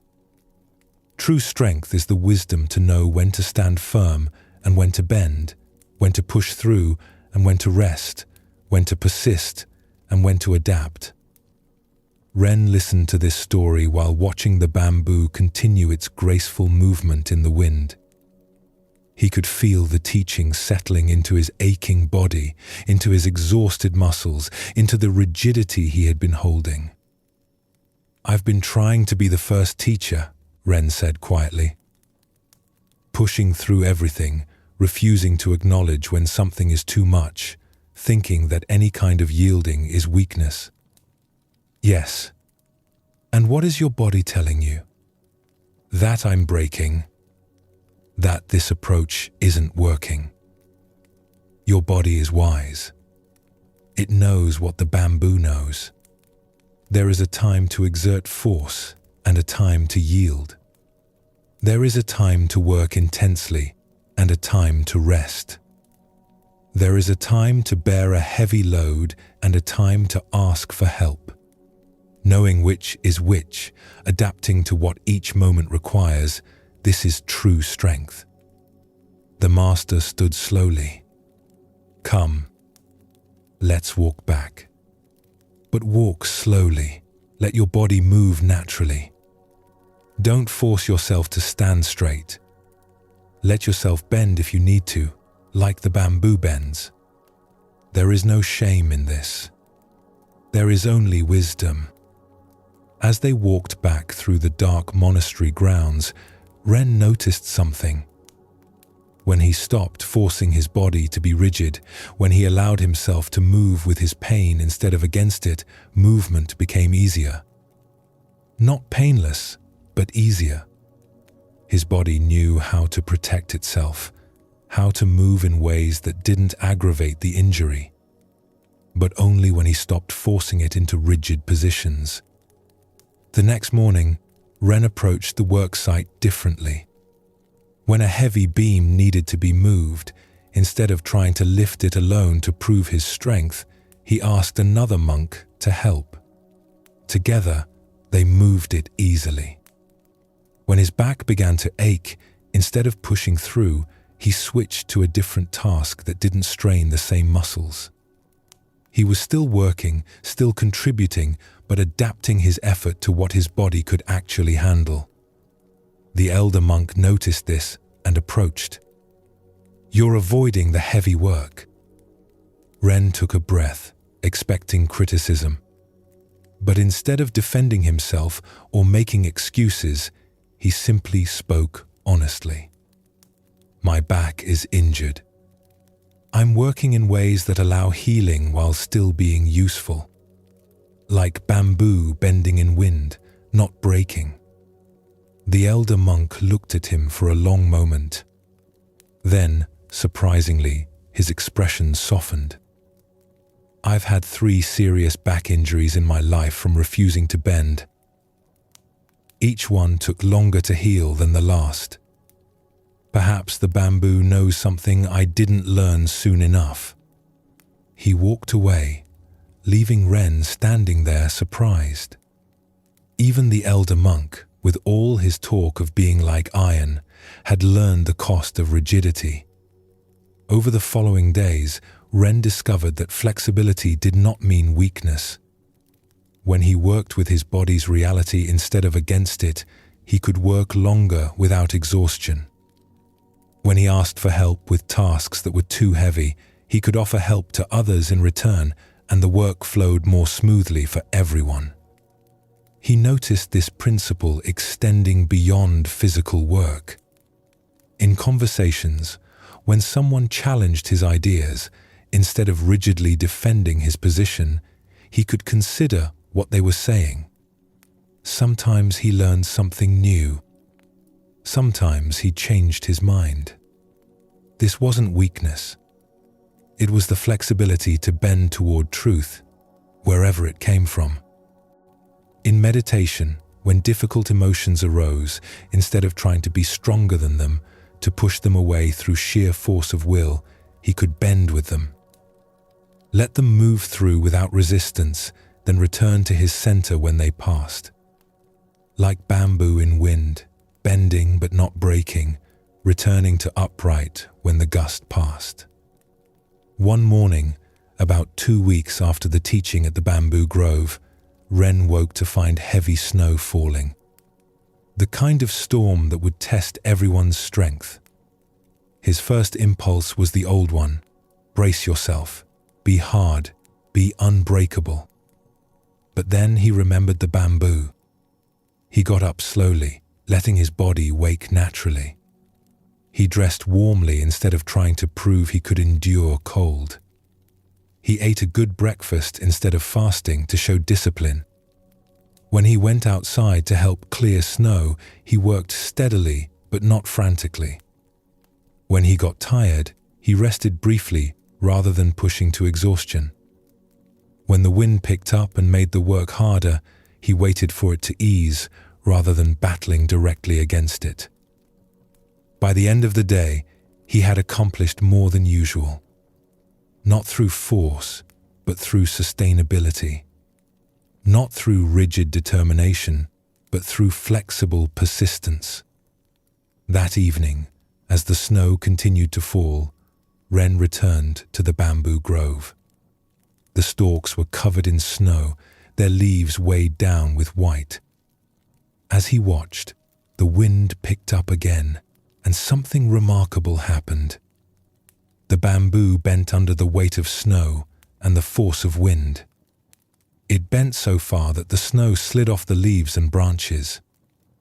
By yielding to the wind, by bending low, the bamboo shed the weight that might have broken it. Then it straightened again, lighter and free. The master appeared beside him, also watching. See that? The bamboo does not hold onto burdens that will break it. It bends, releases what it cannot carry, and rises again. I've been holding on to so much, Ren said. Trying to carry everything without bending, without releasing anything. Thinking that asking for help or admitting struggle was weakness. And now? Now I see that the strongest thing is still standing at the end of the storm. Not the thing that never bent, but the thing that bent and returned again and again.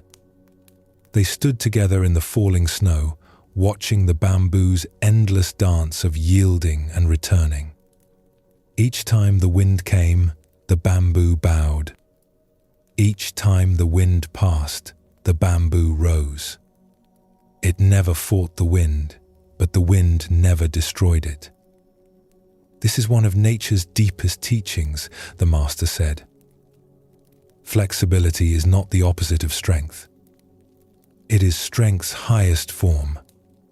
The water that wears away stone is not hard.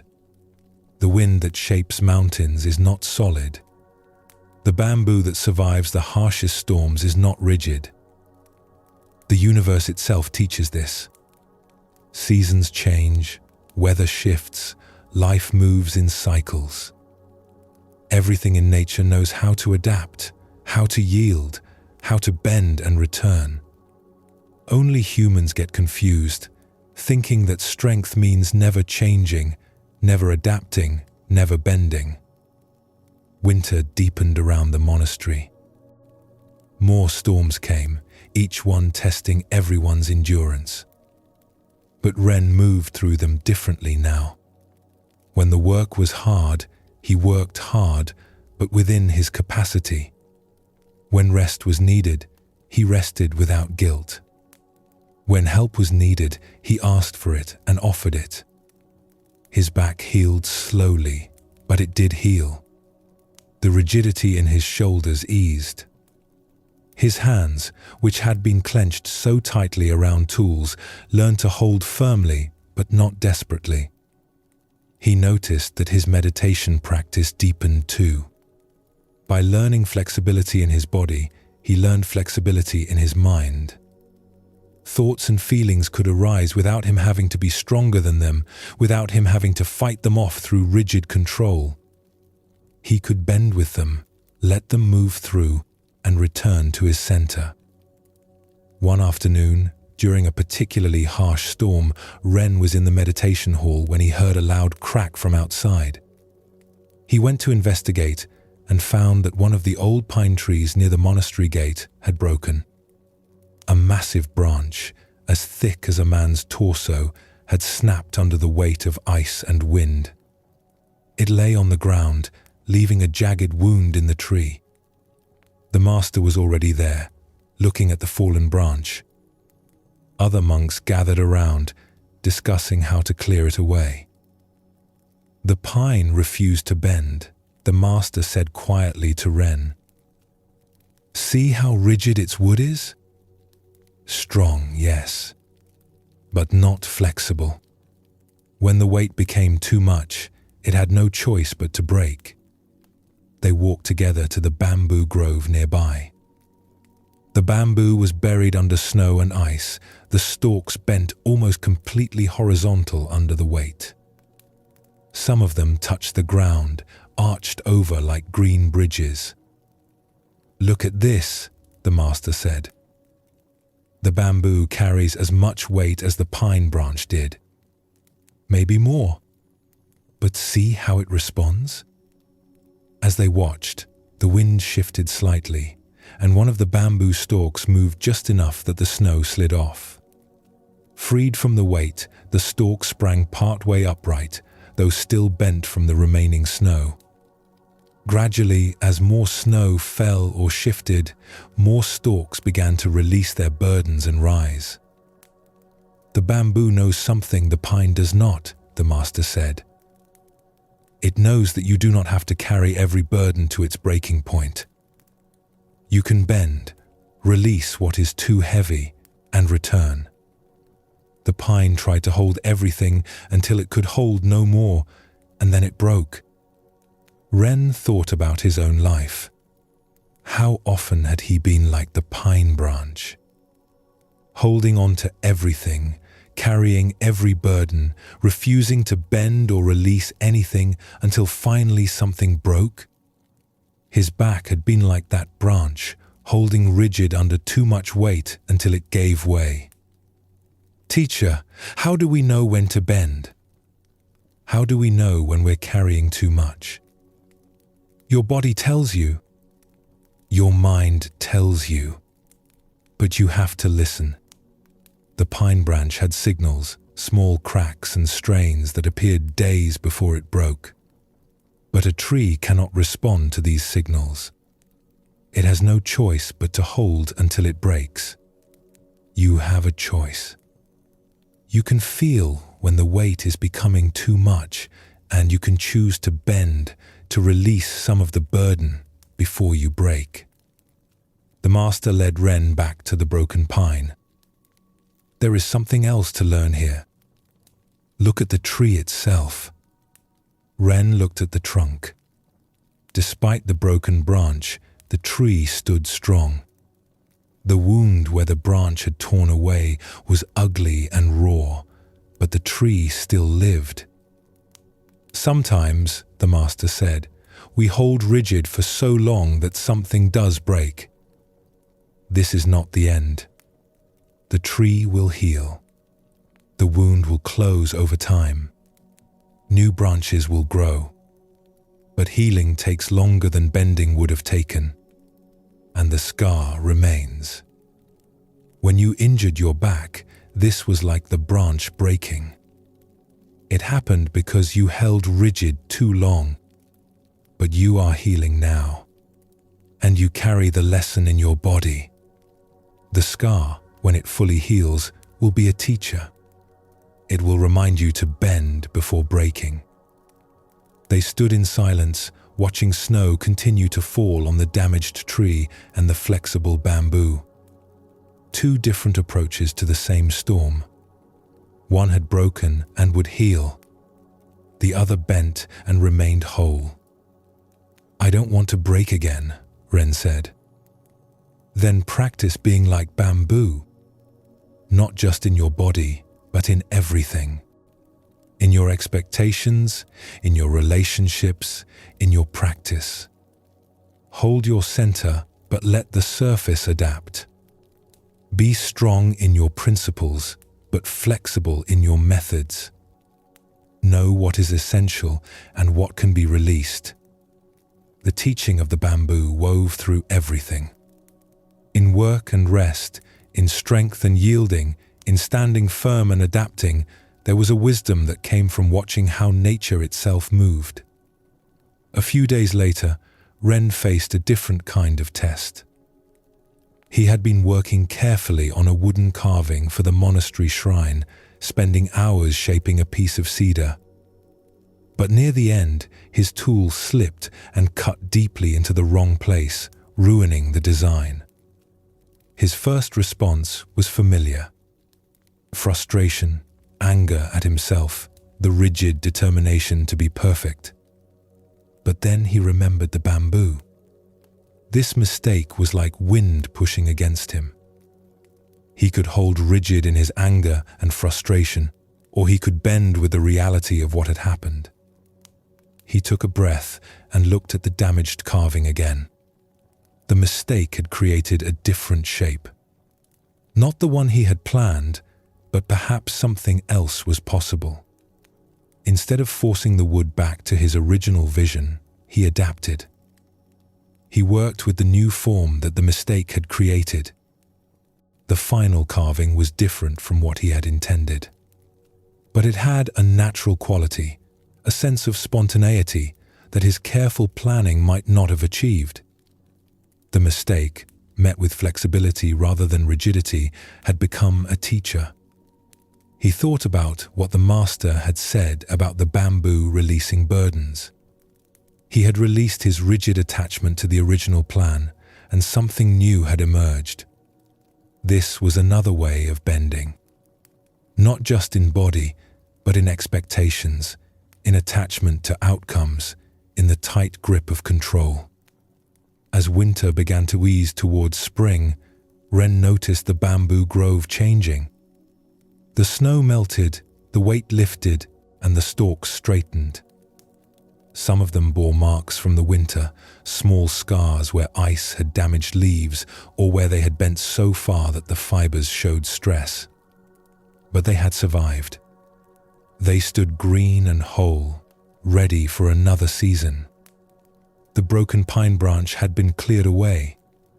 The tree showed new growth around its wound, slowly healing the damage. Both the bamboo and the pine would continue, but one had passed through winter by bending, the other by eventually breaking. Both were lessons. Both were teachers. Ren sat one evening in the bamboo grove, watching the stalks move in the early spring wind. Gentler wind now, not the harsh winter gales. The bamboo swayed easily, gracefully, its movement almost like a dance. He realized that the bamboo was not just bending away from force. It was also bending toward sun, toward water, toward the nutrients it needed. Flexibility was not just about avoiding damage.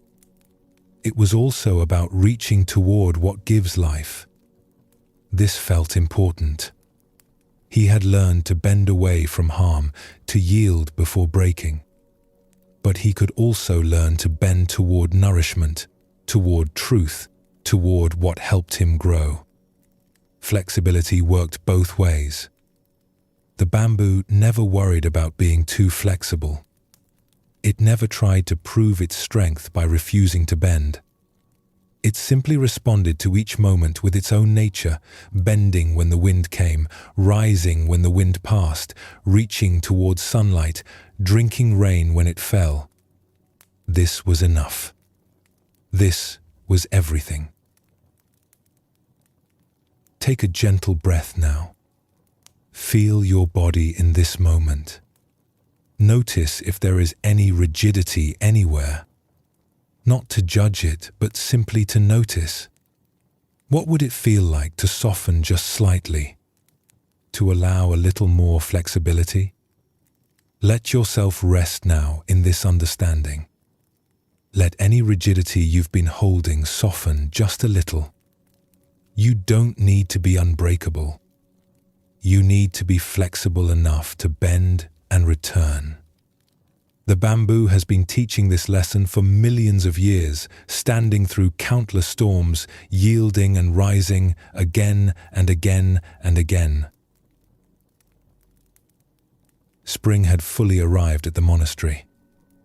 The snow had melted from all but the highest peaks, and green had returned to the mountain slopes. Flowers bloomed in the gardens, and birds filled the morning air with song. It was a season of renewal, of beginning again. But Ren found himself troubled by thoughts that would not leave him alone. A conversation from weeks ago kept replaying in his mind. He had spoken carelessly to another monk, and though they had resolved the matter, his mind kept returning to it. Over and over, the same words, the same embarrassment, the same wish that he had handled it differently. And it was not just this one memory. Other thoughts circled through his mind like birds that would not land. Worries about his practice, questions about his progress, doubts about whether he was truly learning anything or just going through motions. Each thought would arrive, occupy his attention, and then another would come to replace it. During meditation, instead of finding peace, he found himself caught in these mental loops. The same thoughts returning again and again, as if his mind were a wheel turning through the same grooves. He would push one thought away, and it would return minutes later. He would try to focus on his breath and find himself lost in thought moments after. It was exhausting. His mind felt crowded, noisy, restless. And the harder he tried to quiet it, the louder it seemed to become. One morning after a particularly difficult meditation, Ren found the master sweeping the path outside the meditation hall. "Teacher, my mind will not be still. The same thoughts keep returning, no matter how hard I try to let them go. It feels like I'm making no progress at all. Like everything I've learned has disappeared." The master continued sweeping, his movements steady and rhythmic. "Look up," he said simply. Ren looked up at the sky. It was a beautiful morning, the blue deep and clear. But clouds were moving across it, white and grey, some wispy and thin, others full and thick. "What do you see?" "Clouds, moving across the sky." "Watch them for a moment." Ren stood still, watching. A large cloud drifted overhead, its shape clearly defined. He watched it move slowly across his field of vision. As he observed, the cloud began to change. Its edges became less sharp. Parts of it seemed to dissolve into the blue. Within a few minutes, the distinct shape had transformed into something else entirely, and then into wisps that gradually faded until he could barely tell where the cloud ended and the sky began. "Where did the cloud go?" the master asked. "It dissolved. It's gone." "And did you have to do anything to make it dissolve?" "No. It happened by itself." The master leaned the broom against the wall. "Come with me. Let's watch the clouds for a while." They walked to an open area on the monastery grounds where the view of the sky was wide and unobstructed. The master sat on the grass, and Ren joined him. Together they lay back, looking up at the vast expanse above them. Clouds moved steadily across their vision. Some were small and quick, racing across the blue. Others were large and slow, taking several minutes to pass. Some were white and light, others grey and heavy-looking. Each one was different, and each one kept changing as it moved. "Your thoughts are like these clouds," the Master said. "They appear in the sky of your awareness. They move across it. They change shape. And eventually they dissolve. You do not make them appear, and you do not make them disappear. They come and go by themselves." Ren watched a particularly large cloud drift overhead. "But my thoughts feel more solid than clouds. They feel heavy and persistent. The same ones keep coming back. Look at that large grey cloud there. Does it look solid to you?" "Yes. It looks heavy and thick. And yet it is made of nothing but water vapor and air. If you could pass through it, your hand would find nothing solid at all. The appearance of solidity is an illusion. The cloud has no more substance than the air around it. It only appears dense and heavy." The Master pointed to another cloud. "That one looks like it will stay in the sky forever. But watch it." They watched in silence. Slowly, the cloud's edges began to blur. Parts of it thinned and faded. Within 10 minutes, the cloud that had looked so permanent had almost completely dissolved. "Thoughts are the same," the Master said. "They appear solid and lasting, but they are made of nothing substantial. They are patterns of energy moving through awareness, no more solid than these clouds moving through the sky. And like clouds, they naturally dissolve when you stop trying to hold on to them or push them away." A dark cloud moved across the sun, and the light changed. Everything became dimmer, cooler.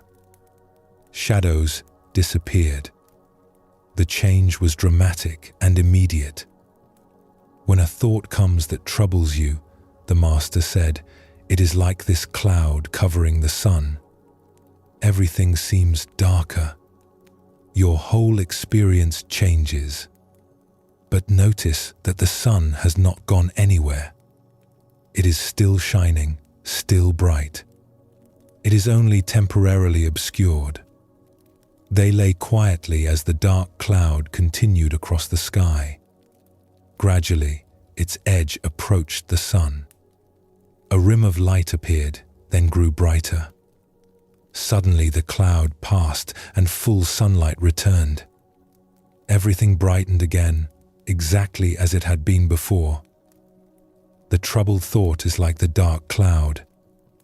It covers the natural clarity of your mind temporarily, but the clarity has not gone anywhere. It is still there, shining steadily, just like the sun behind the cloud. When the thought passes, the clarity returns.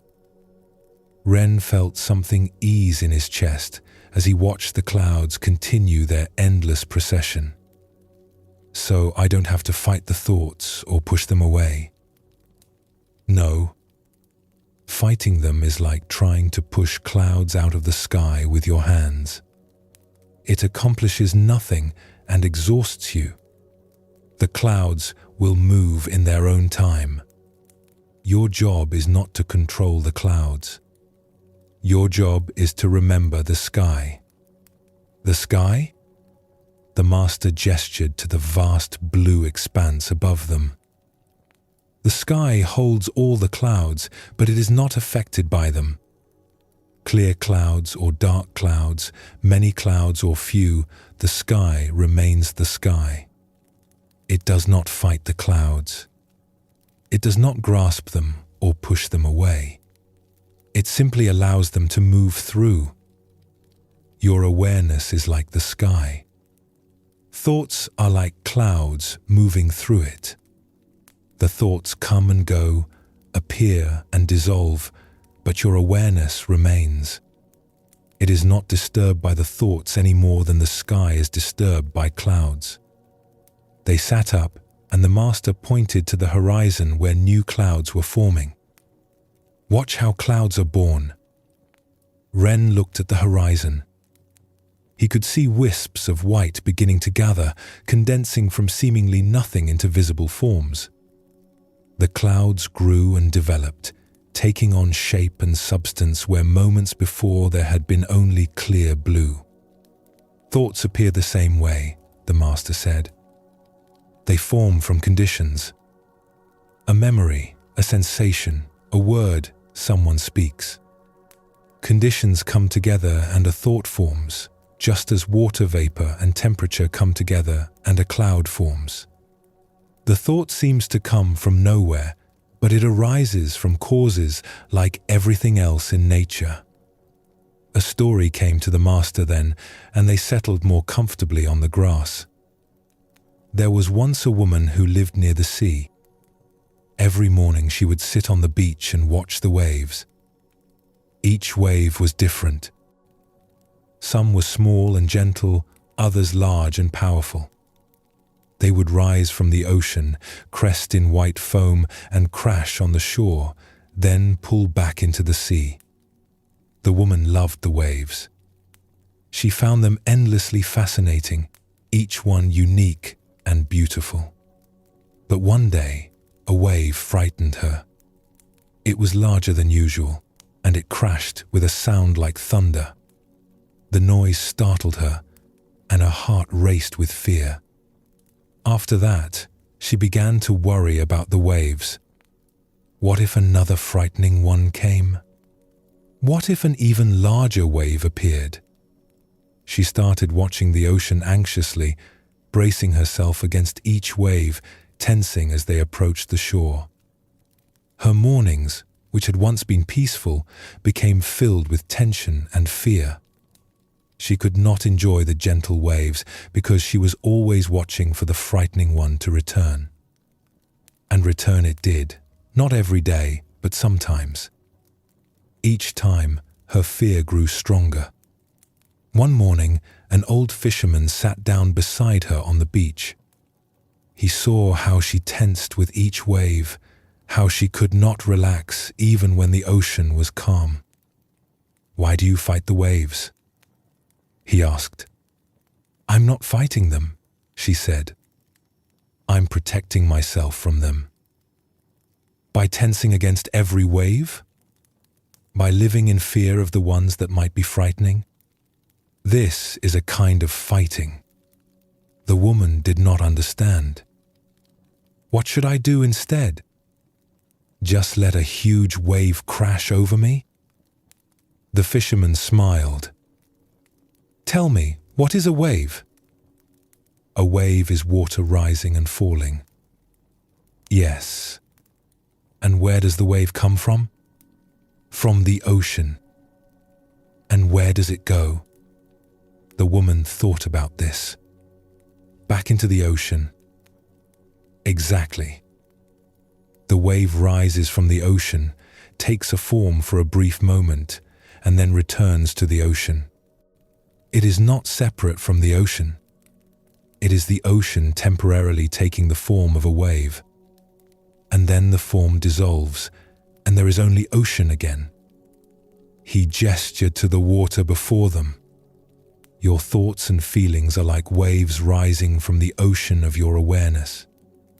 They take form, they move through your experience, and then they dissolve back into awareness.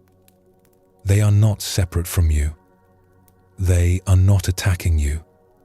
They are movements within your own being, like waves are movements within the ocean." The woman sat with this teaching, watching the waves with new understanding. A large wave rose and crashed, just as frightening in its sound and power as before. But this time, instead of bracing against it, she watched it. She saw it rise from the ocean, take its form, crash on the shore, and return to the ocean. It was powerful. It was intense. But it was also temporary. It was a wave, not the ocean itself. And she was the ocean, not the wave. From that day, her relationship with the waves changed. She could watch the large, frightening ones without tensing against them. She could appreciate their power without being overcome by fear, because she understood that she was not the wave. She was the vast ocean from which all waves rose and to which all waves returned. Ren lay back on the grass again, looking at the clouds. My recurring thoughts are like waves I keep tensing against. The embarrassing conversation, the doubts about my practice. They rise up, and I brace myself. I try to push them back down, but they keep returning. Yes, and what happens to the ocean when it fights its own waves? Ren thought about this. It would exhaust itself. The ocean cannot fight waves because waves are the ocean's own movement. Exactly. You cannot fight your thoughts because thoughts are your mind's own movement. They are not invaders. They are not enemies. They are natural phenomena arising from conditions, moving through awareness and dissolving back into awareness. A bird flew across their field of vision, passing between them and the clouds above. For a moment it was clearly visible against the white, and then it flew into clear blue and became harder to see. "Notice that bird," the master said. "It moves through the sky just as the clouds do. But we do not call it a sky bird. We know it is separate from the sky, moving through it. But clouds are not separate from the sky. They are the sky taking temporary form. In the same way, thoughts are not separate from awareness. They are awareness taking temporary form. So when I identify with a thought, when I think I am this anxiety or I am this doubt, I'm making a mistake. You are forgetting the sky. You are identifying with the cloud instead of recognizing yourself as the vast space in which clouds appear. The cloud is real, but it is not what you are. You are what holds the cloud, not the cloud itself. They stood and began walking back toward the monastery. Above them, clouds continued their constant movement. New ones forming, old ones dissolving, some changing shape so gradually it was hard to see, others transforming quickly from one form to another. This is why meditation is sometimes called sky practice, the master said. You learn to rest as the sky while clouds of thought move through. Some days there are many clouds, some days few. Some days the clouds are dark and heavy. Some days light and wispy, but the sky remains the sky through all conditions. When you sit in meditation and thoughts come, you are not failing at meditation. The sky is not failing at being sky when clouds appear. Thoughts appearing in awareness is as natural as clouds appearing in sky. The practice is to remain as the sky, spacious and allowing, while the weather of your mind moves through. They reached the meditation hall. The master paused before entering. Try this. Tonight, when you meditate, do not try to stop thoughts or push them away. Instead, practice being the sky. Notice when a thought appears, like noticing a cloud. Watch it move through. See how it changes. Observe when it begins to dissolve. And keep noticing the space in which all of this is happening. The space? The awareness that holds everything. The sky behind all the clouds. that which is aware of the thoughts, but is not the thoughts themselves. That evening, Ren sat for meditation with this new understanding. At first, his mind was as busy as ever. The familiar recurring thoughts appeared. The embarrassing conversation, the doubts about his practice, worries about tomorrow. But instead of fighting them or being caught by them, he tried to watch them like clouds. This thought about the conversation appeared. It moved across his awareness. It began to change, other details emerging, the emphasis shifting. And then, as he simply watched without engaging, it began to fade. Another thought arose to replace it, as new clouds form when old ones dissolve. A worry about his meditation not being good enough. He watched this thought too, noticed its shape, its quality, saw how it created a feeling in his body, a tightness in his chest. And as he watched without grasping or pushing away, this thought too began to dissolve. It was not that the thoughts stopped coming. They continued to arise. But there was a difference now. He was not in the thoughts.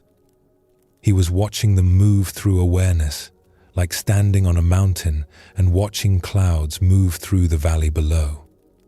Sometimes he forgot and got caught in a thought, identifying with it completely.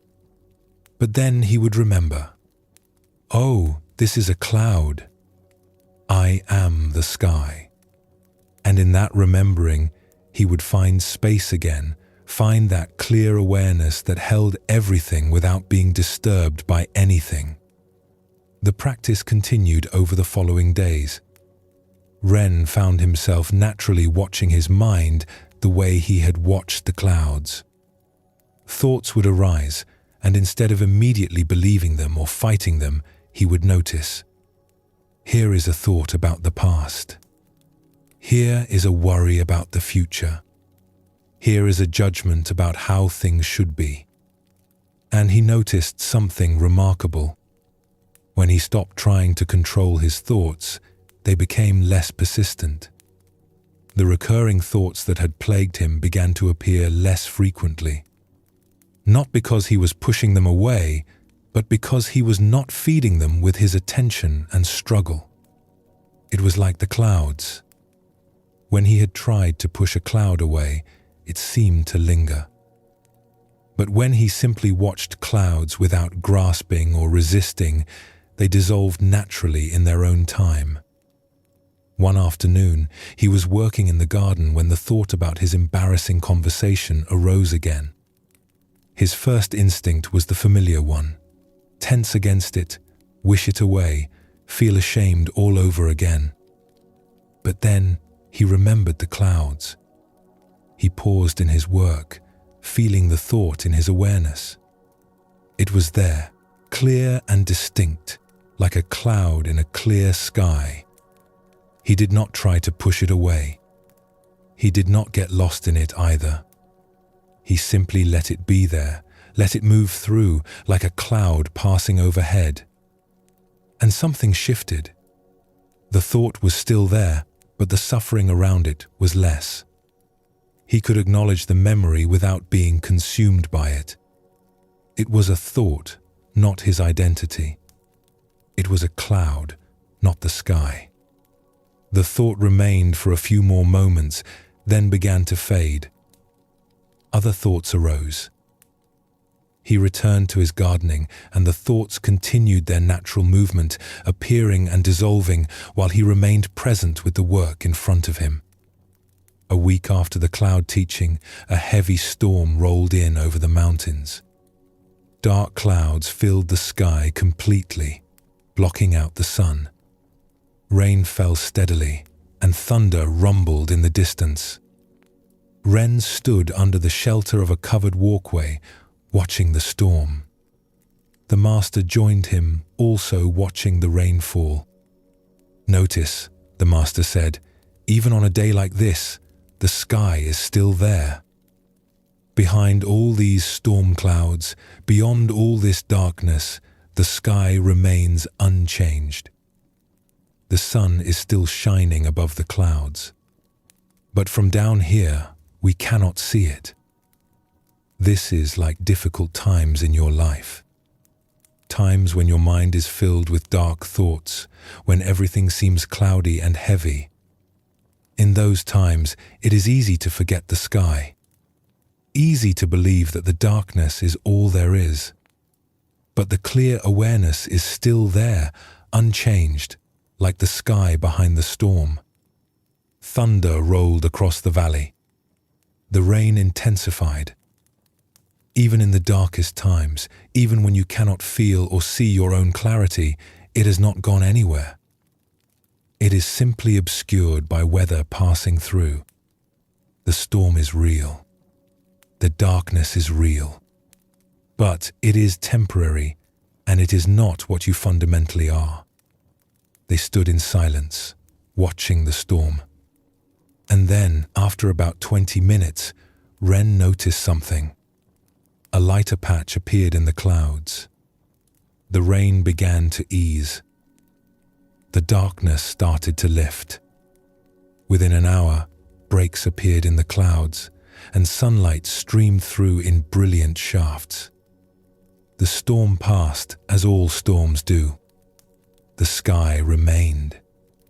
Ren's meditation practice deepened with this understanding.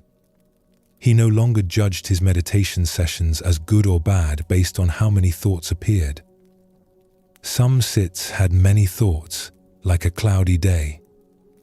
Some had fewer thoughts, like a clear day. But he was learning to rest as the sky in both conditions. The recurring thoughts that had troubled him so much began to lose their power. They still appeared sometimes, but they no longer dominated his experience.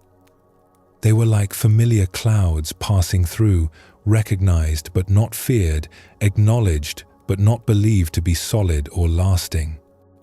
He noticed this principle extending beyond meditation into his whole day. Emotions would arise like weather patterns. Sometimes he would feel happy, like a sunny day. Sometimes irritated or sad, like cloudy weather. But underneath the changing emotional weather, there was something that remained constant. The awareness that held all experiences, disturbed by none of them. This was deeply restful. Not because difficult thoughts and feelings stopped coming, but because he no longer had to fight them or fix them. He could let them move through like clouds across the sky, natural phenomena arising and dissolving according to their own nature. One clear evening, as the sun set and the first stars appeared, Ren sat outside, watching the sky darken. A few clouds drifted past, turning pink and orange in the sunset light, then fading to grey as night came on. The master sat down beside him. "What do you see now?" "I see clouds disappearing into darkness. But I know they're still there, even though I can't see them anymore." "Yes. At night, clouds become invisible. But they are still present, still moving through the sky. In the same way, even when you are not consciously watching your thoughts, they are still arising and dissolving. The sky of awareness continues, whether you are paying attention to it or not." The stars grew brighter as the sky darkened completely. The clouds were no longer visible, but Ren could sense their presence. Occasionally, a star would disappear briefly as a cloud passed in front of it, then reappear when the cloud moved on. "This is the ultimate teaching of the clouds," the master said. "Whether you watch them or not, whether you know they are there or not, clouds continue their natural movement. Arising, changing, dissolving. You do not need to manage this process. You do not need to control it. You only need to remember what you are. Not the clouds, but the sky, not the thoughts, but the awareness in which thoughts appear. And when you forget, then you remember again, like the sun reappearing after a storm. The forgetting is natural, human. The remembering is the practice. Again and again, returning to the sky, to the awareness that holds everything without being changed by anything. Take a gentle breath now. Notice the thoughts moving through your awareness in this moment. They are there, like clouds across the sky. You do not need to push them away. You do not need to follow them. Simply notice them passing. The sky is always here. The awareness is always present. Even when you forget it, even when clouds fill your vision completely, the sky remains vast and clear and unchanged. This is what you are. This is what you have always been. The clouds cannot change this truth any more than weather can change the sky. Summer had settled over the monastery with its long, bright days and warm nights. The gardens were in full bloom, the work was steady but not overwhelming, and the community moved through its rhythms with practiced ease. Ren had grown in his practice. He could feel it in how he moved through each day, in the space that had opened up inside him. But lately, a new kind of difficulty had emerged. Not from external demands or internal struggle, but from a feeling of being compressed, crowded, overwhelmed by the sheer amount of everything. So many tasks to remember, so many responsibilities to track, so many interactions to navigate. Even his mind, though less troubled by sticky thoughts than before, felt full. Packed with information, obligations, concerns both important and trivial. He felt like a storage room crammed with too many items. Everything had its place, everything was managed, but there was no room left for anything new. No space to breathe. No emptiness in which something unexpected might arise. One morning after work assignments were given, Ren felt the pressure of this fullness acutely. His day was scheduled completely. Morning work, then study, then afternoon tasks, then evening practice. Every hour accounted for, every moment filled with something that needed to be done or attended to or remembered. He sat on a bench outside the meditation hall, feeling the weight of it all pressing down on him. Not in a way that was painful exactly, but in a way that felt stifling.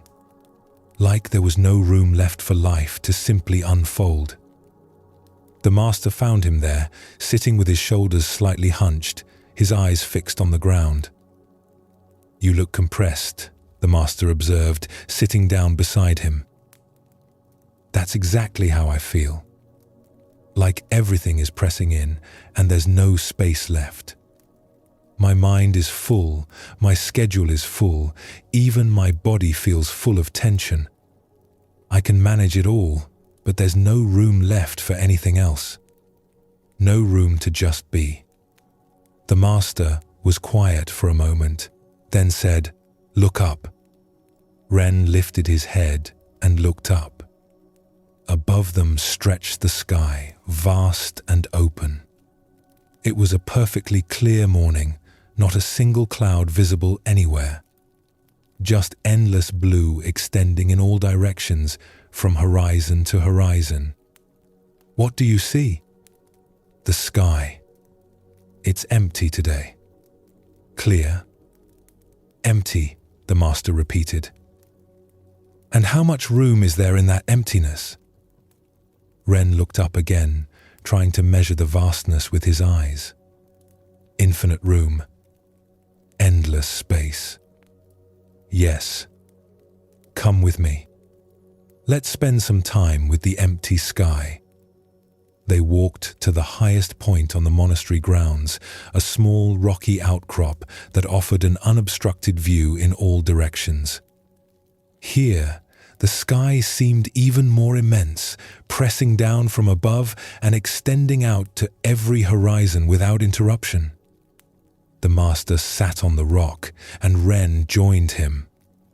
Together they looked up into the blue vastness.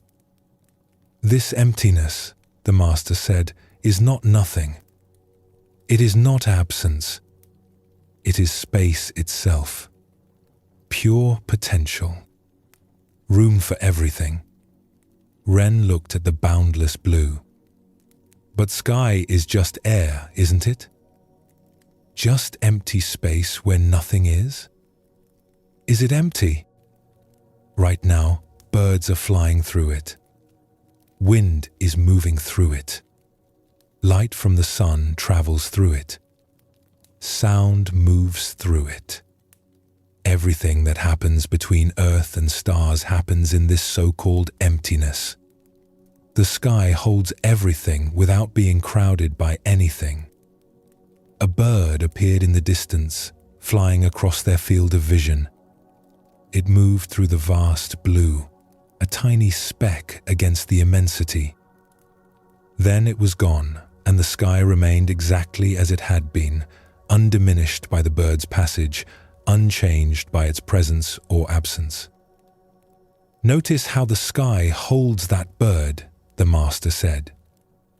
"The bird does not crowd the sky. The sky does not need to make room for the bird. There is already infinite room.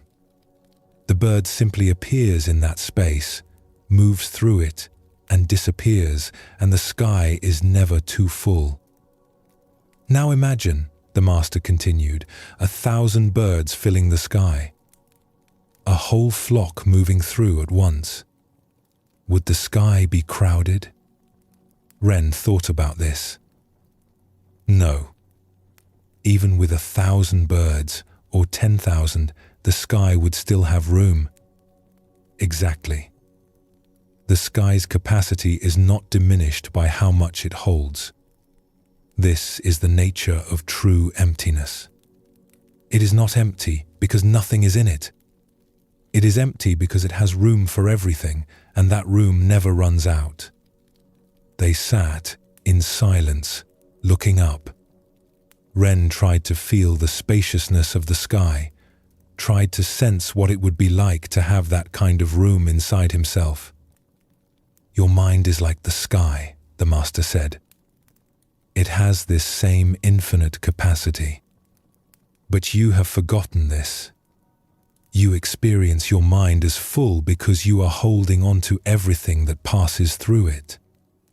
Imagine if the sky tried to hold on to every bird that flew through it, every cloud that formed in it, every ray of light that traveled through it. There would be no room left. The sky would feel crowded and compressed. But the sky does not hold on to anything. It allows everything to pass through. And because it allows everything to pass through, it is never full. It is always empty, always spacious, always ready for whatever comes next." Ren felt something shift in his understanding. "I'm trying to hold on to everything. Every task, every obligation, every bit of information.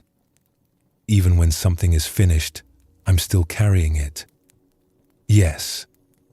And this creates the experience of fullness, of being crowded. But if you could release what has passed, the way the sky releases the bird that has flown through it, there would be space again. Constant, renewable space."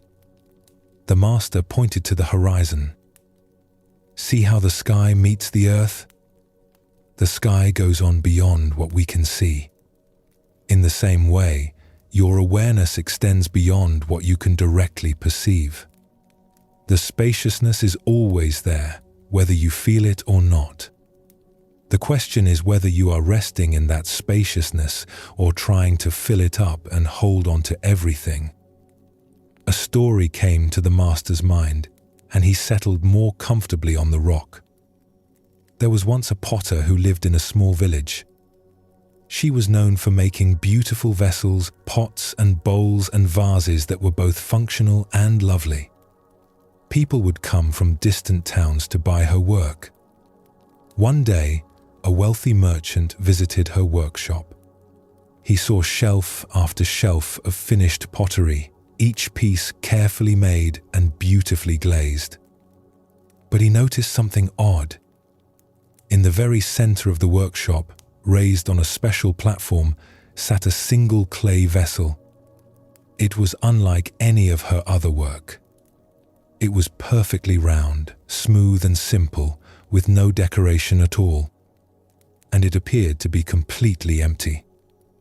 "What is this piece?" the merchant asked. "It seems to hold a place of honor, but it's so plain. And it's empty. Why do you display an empty pot?" The potter smiled. "That is not an empty pot. That is the most important piece in my workshop." "But there's nothing in it," the merchant protested. "Exactly," said the potter. "Tell me, what makes a pot useful?" The merchant thought about this. "The clay, I suppose. The craftsmanship. The beauty of its form. Those things make it admirable," the potter agreed. "But what makes it useful?" The merchant looked confused. "A pot is useful," the potter explained, "because of the emptiness inside it. The clay creates a boundary, a shape. But the function of a pot comes from the space within. Without that empty space, you cannot put water in it. You cannot store grain in it. You cannot use it for anything at all. The emptiness is not the absence of usefulness. The emptiness is the usefulness itself." She picked up the simple vessel from its platform and held it out. "This pot reminds me of the most important thing in my work. I shaped the clay, yes. But what I'm really creating is the emptiness inside. The space that can hold things. Without that space, all my craft and skill would be meaningless." The merchant looked at the pot with new understanding. "I've always thought of emptiness as nothing, as lack. But you're saying it's actually capacity." "Yes. Emptiness is not poverty. It is possibility. It is room.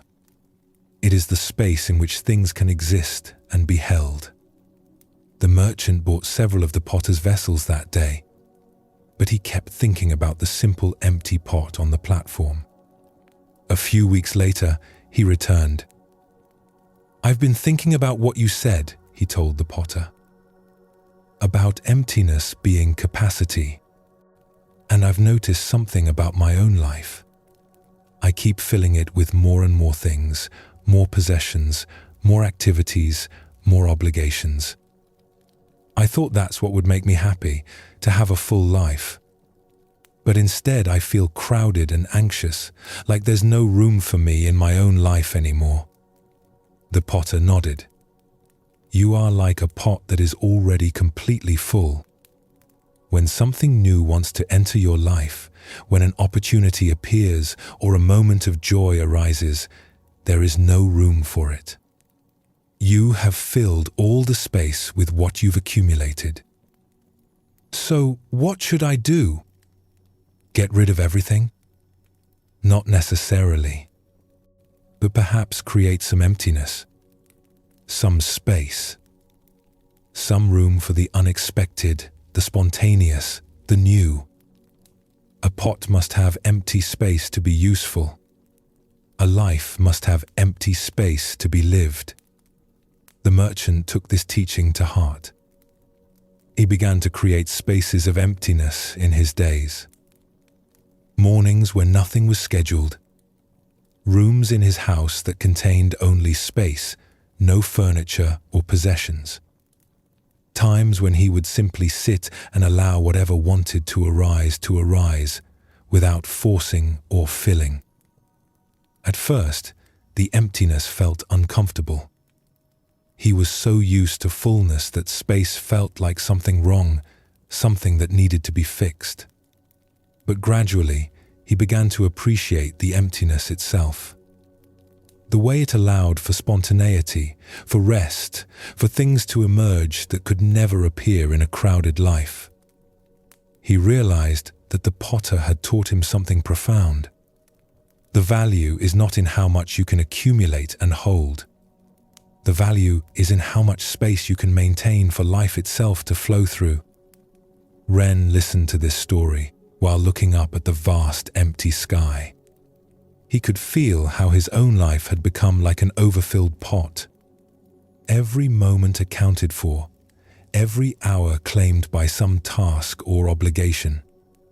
There was no empty space left for anything unexpected to arise. Teacher, I understand the teaching. But practically, how do I create this emptiness? My responsibilities are real. The tasks need to be done.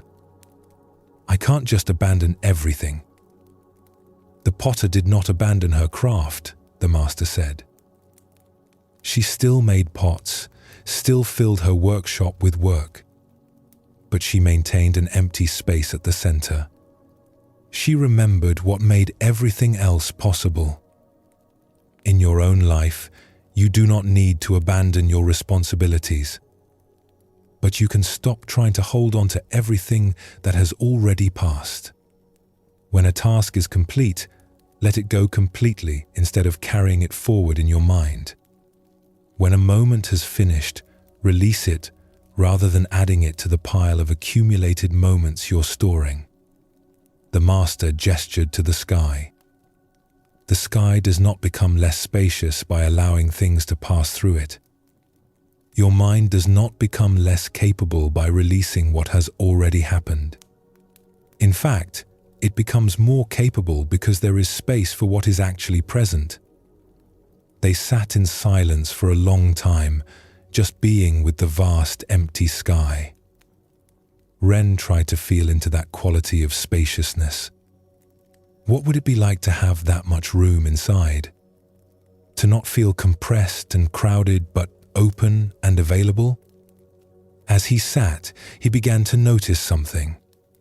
His breathing had more space in it. Instead of quick, shallow breaths, there was room for deeper, slower breathing.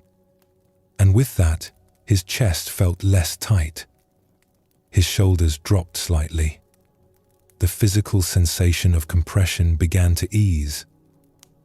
"You're discovering something," the master observed. "When I stop trying to hold everything, when I let my attention rest in the space rather than in all the things filling the space, there's actual physical relief. My body feels less compressed." Yes, the body and mind are not separate. When the mind feels crowded, the body contracts. When you remember the spaciousness, the body can expand again. This is why the sky is such an important teacher. It shows you what is always available. Not by adding something, but by recognizing the space that was already there. The master pointed to Ren's chest. Right now, inside your body, there is space. Between every cell, around every organ, there is emptiness. Your body is not solid. It is mostly space. And it is that space that allows everything to function. The heart has room to beat. The lungs have room to expand. Blood has room to flow. Life happens in the spaces, not in the solid parts. Ren put his hand on his chest, trying to feel this space inside himself. And he could sense it, not as an absence, but as a presence. The space in which his heart beat, in which his breath moved, in which life itself flowed. This emptiness inside you, the master continued, is not different from the emptiness of the sky. It is the same space, the same capacity, the same infinite room for whatever needs to arise. A wind picked up, moving across the rocky outcrop where they sat. Ren felt it touch his face, move through his hair, flow past his body. The wind was invisible, but he could feel its presence clearly. "The wind moves through the empty sky," the master said. "If the sky were full, there would be no room for wind. But because the sky is empty, the wind can move freely." In the same way, when you maintain emptiness in your awareness, life can move through you freely. Inspiration can arise. Intuition can speak. Spontaneity can emerge, but only if there is room. They stood and began walking back toward the monastery. As they walked, Ren kept looking up at the sky, kept feeling its vastness above him. "Teacher, will I forget this? When I return to my full schedule, when all the tasks and obligations press in again, will I lose this feeling of spaciousness?" "Yes, probably. But then you will remember again. The sky is always there. You can look up any time and be reminded. And gradually you will learn to maintain the awareness of spaciousness even when you are busy. Not by doing less, but by releasing what has passed and staying present with what is." That afternoon, Ren went about his tasks with a different quality. When he finished one job, instead of immediately carrying it forward in his mind while starting the next, he paused. Just for a moment. A tiny space between tasks. In that space, he could feel the emptiness, the room, the capacity for the next thing to arise fresh. It was subtle, but it changed everything. Each task felt less like another item being added to an already overfull container. Each moment felt more like something arising in vast space and then dissolving back into that space when it was complete. During evening meditation, Ren sat with an awareness of the empty space. Not trying to create it, but recognizing it was already there. The space in which thoughts arose. The space in which sensations appeared. The space in which his entire experience was happening. Thoughts still came, but they seemed less substantial, less solid.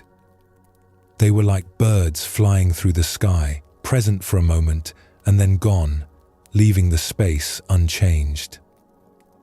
A memory arose of something he had said wrong earlier in the day.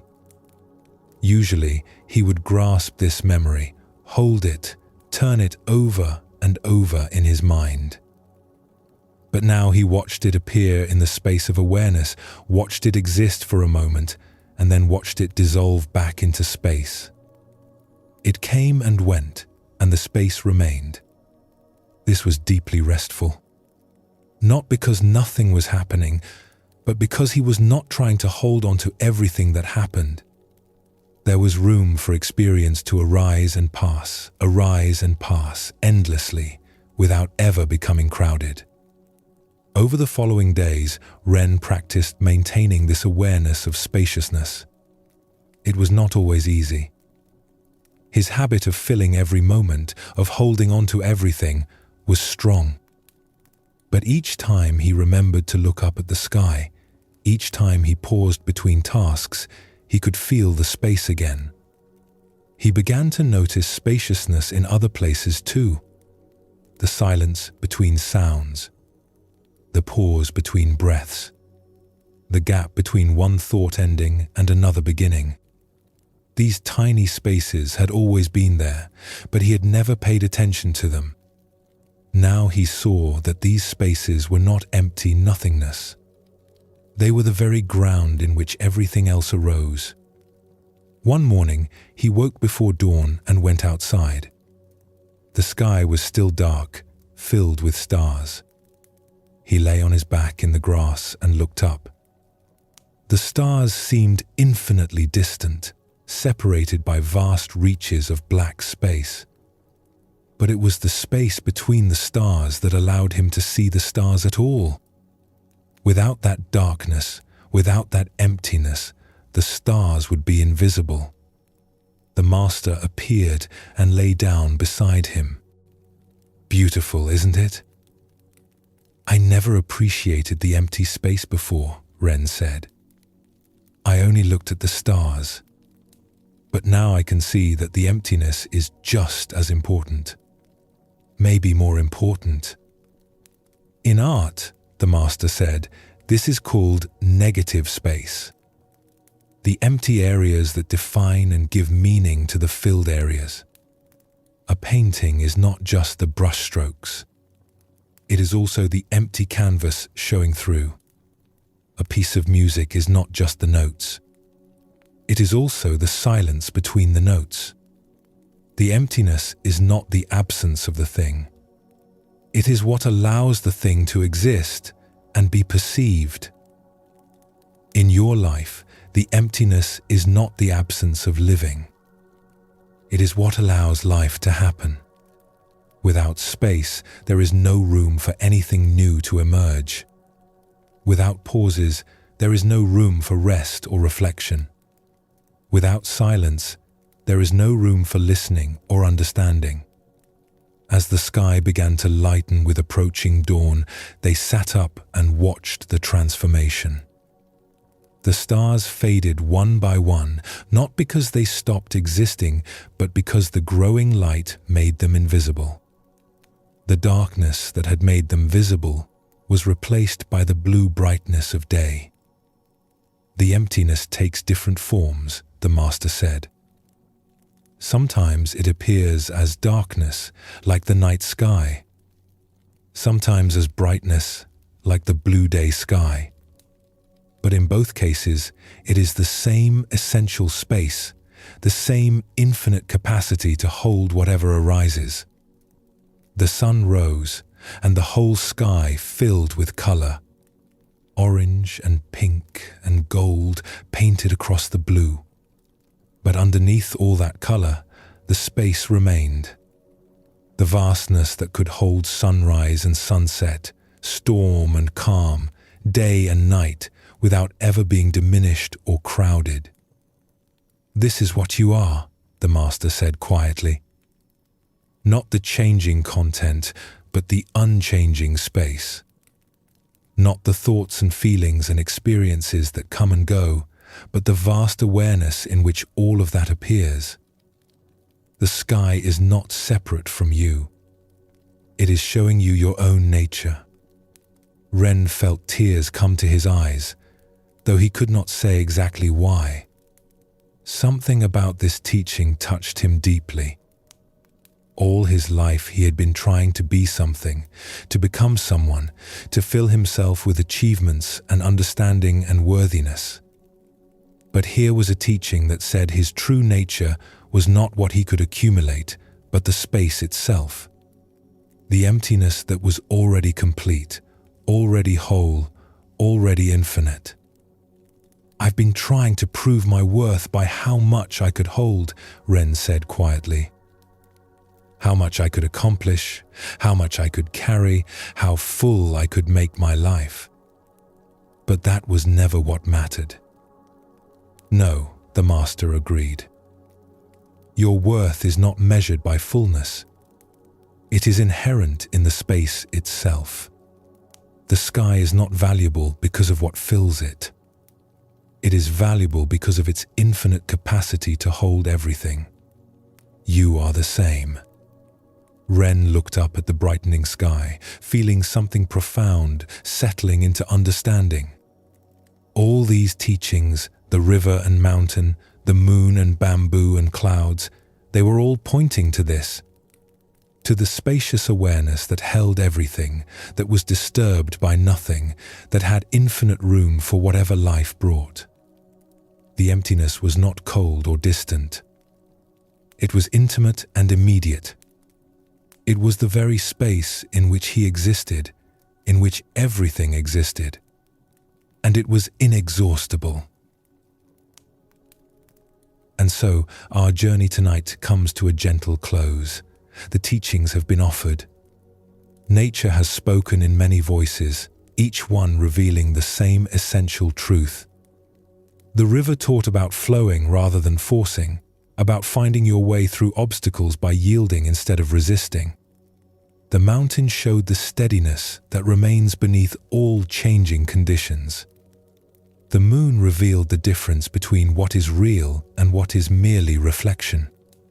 The bamboo demonstrated that true strength comes through flexibility, not rigidity. The clouds showed how thoughts arise and dissolve in the vast sky of awareness. And the empty sky itself pointed to the infinite spaciousness that holds everything. These were not separate lessons, but different views of the same wisdom. You are not what passes through. You are what remains. Not the weather, but the sky. Not the wave, but the ocean. Not the cloud, but the space in which it appears. The river still flows, finding its path without struggle. The mountain still stands, steady through every storm. The bamboo still bends in the wind, returning upright again and again. Above it all, the sky holds everything, vast and unchanging. Nature continues its endless teaching, available to anyone who pauses to observe. The wisdom is always here, speaking through water and stone, through wind and space, through every element of the world around us. Rest now in what you have received. These truths were never far from you. They live in your breath, in your body, in the awareness that holds these very words. The path was always here, leading not to somewhere else, but home to what you already are. The teachings have been given. The rest is simply living them, one moment at a time, as natural as water flowing downhill, as inevitable as seasons turning, as spacious as the empty sky. Sleep well, and thank you for joining us here at Sleepy Monk.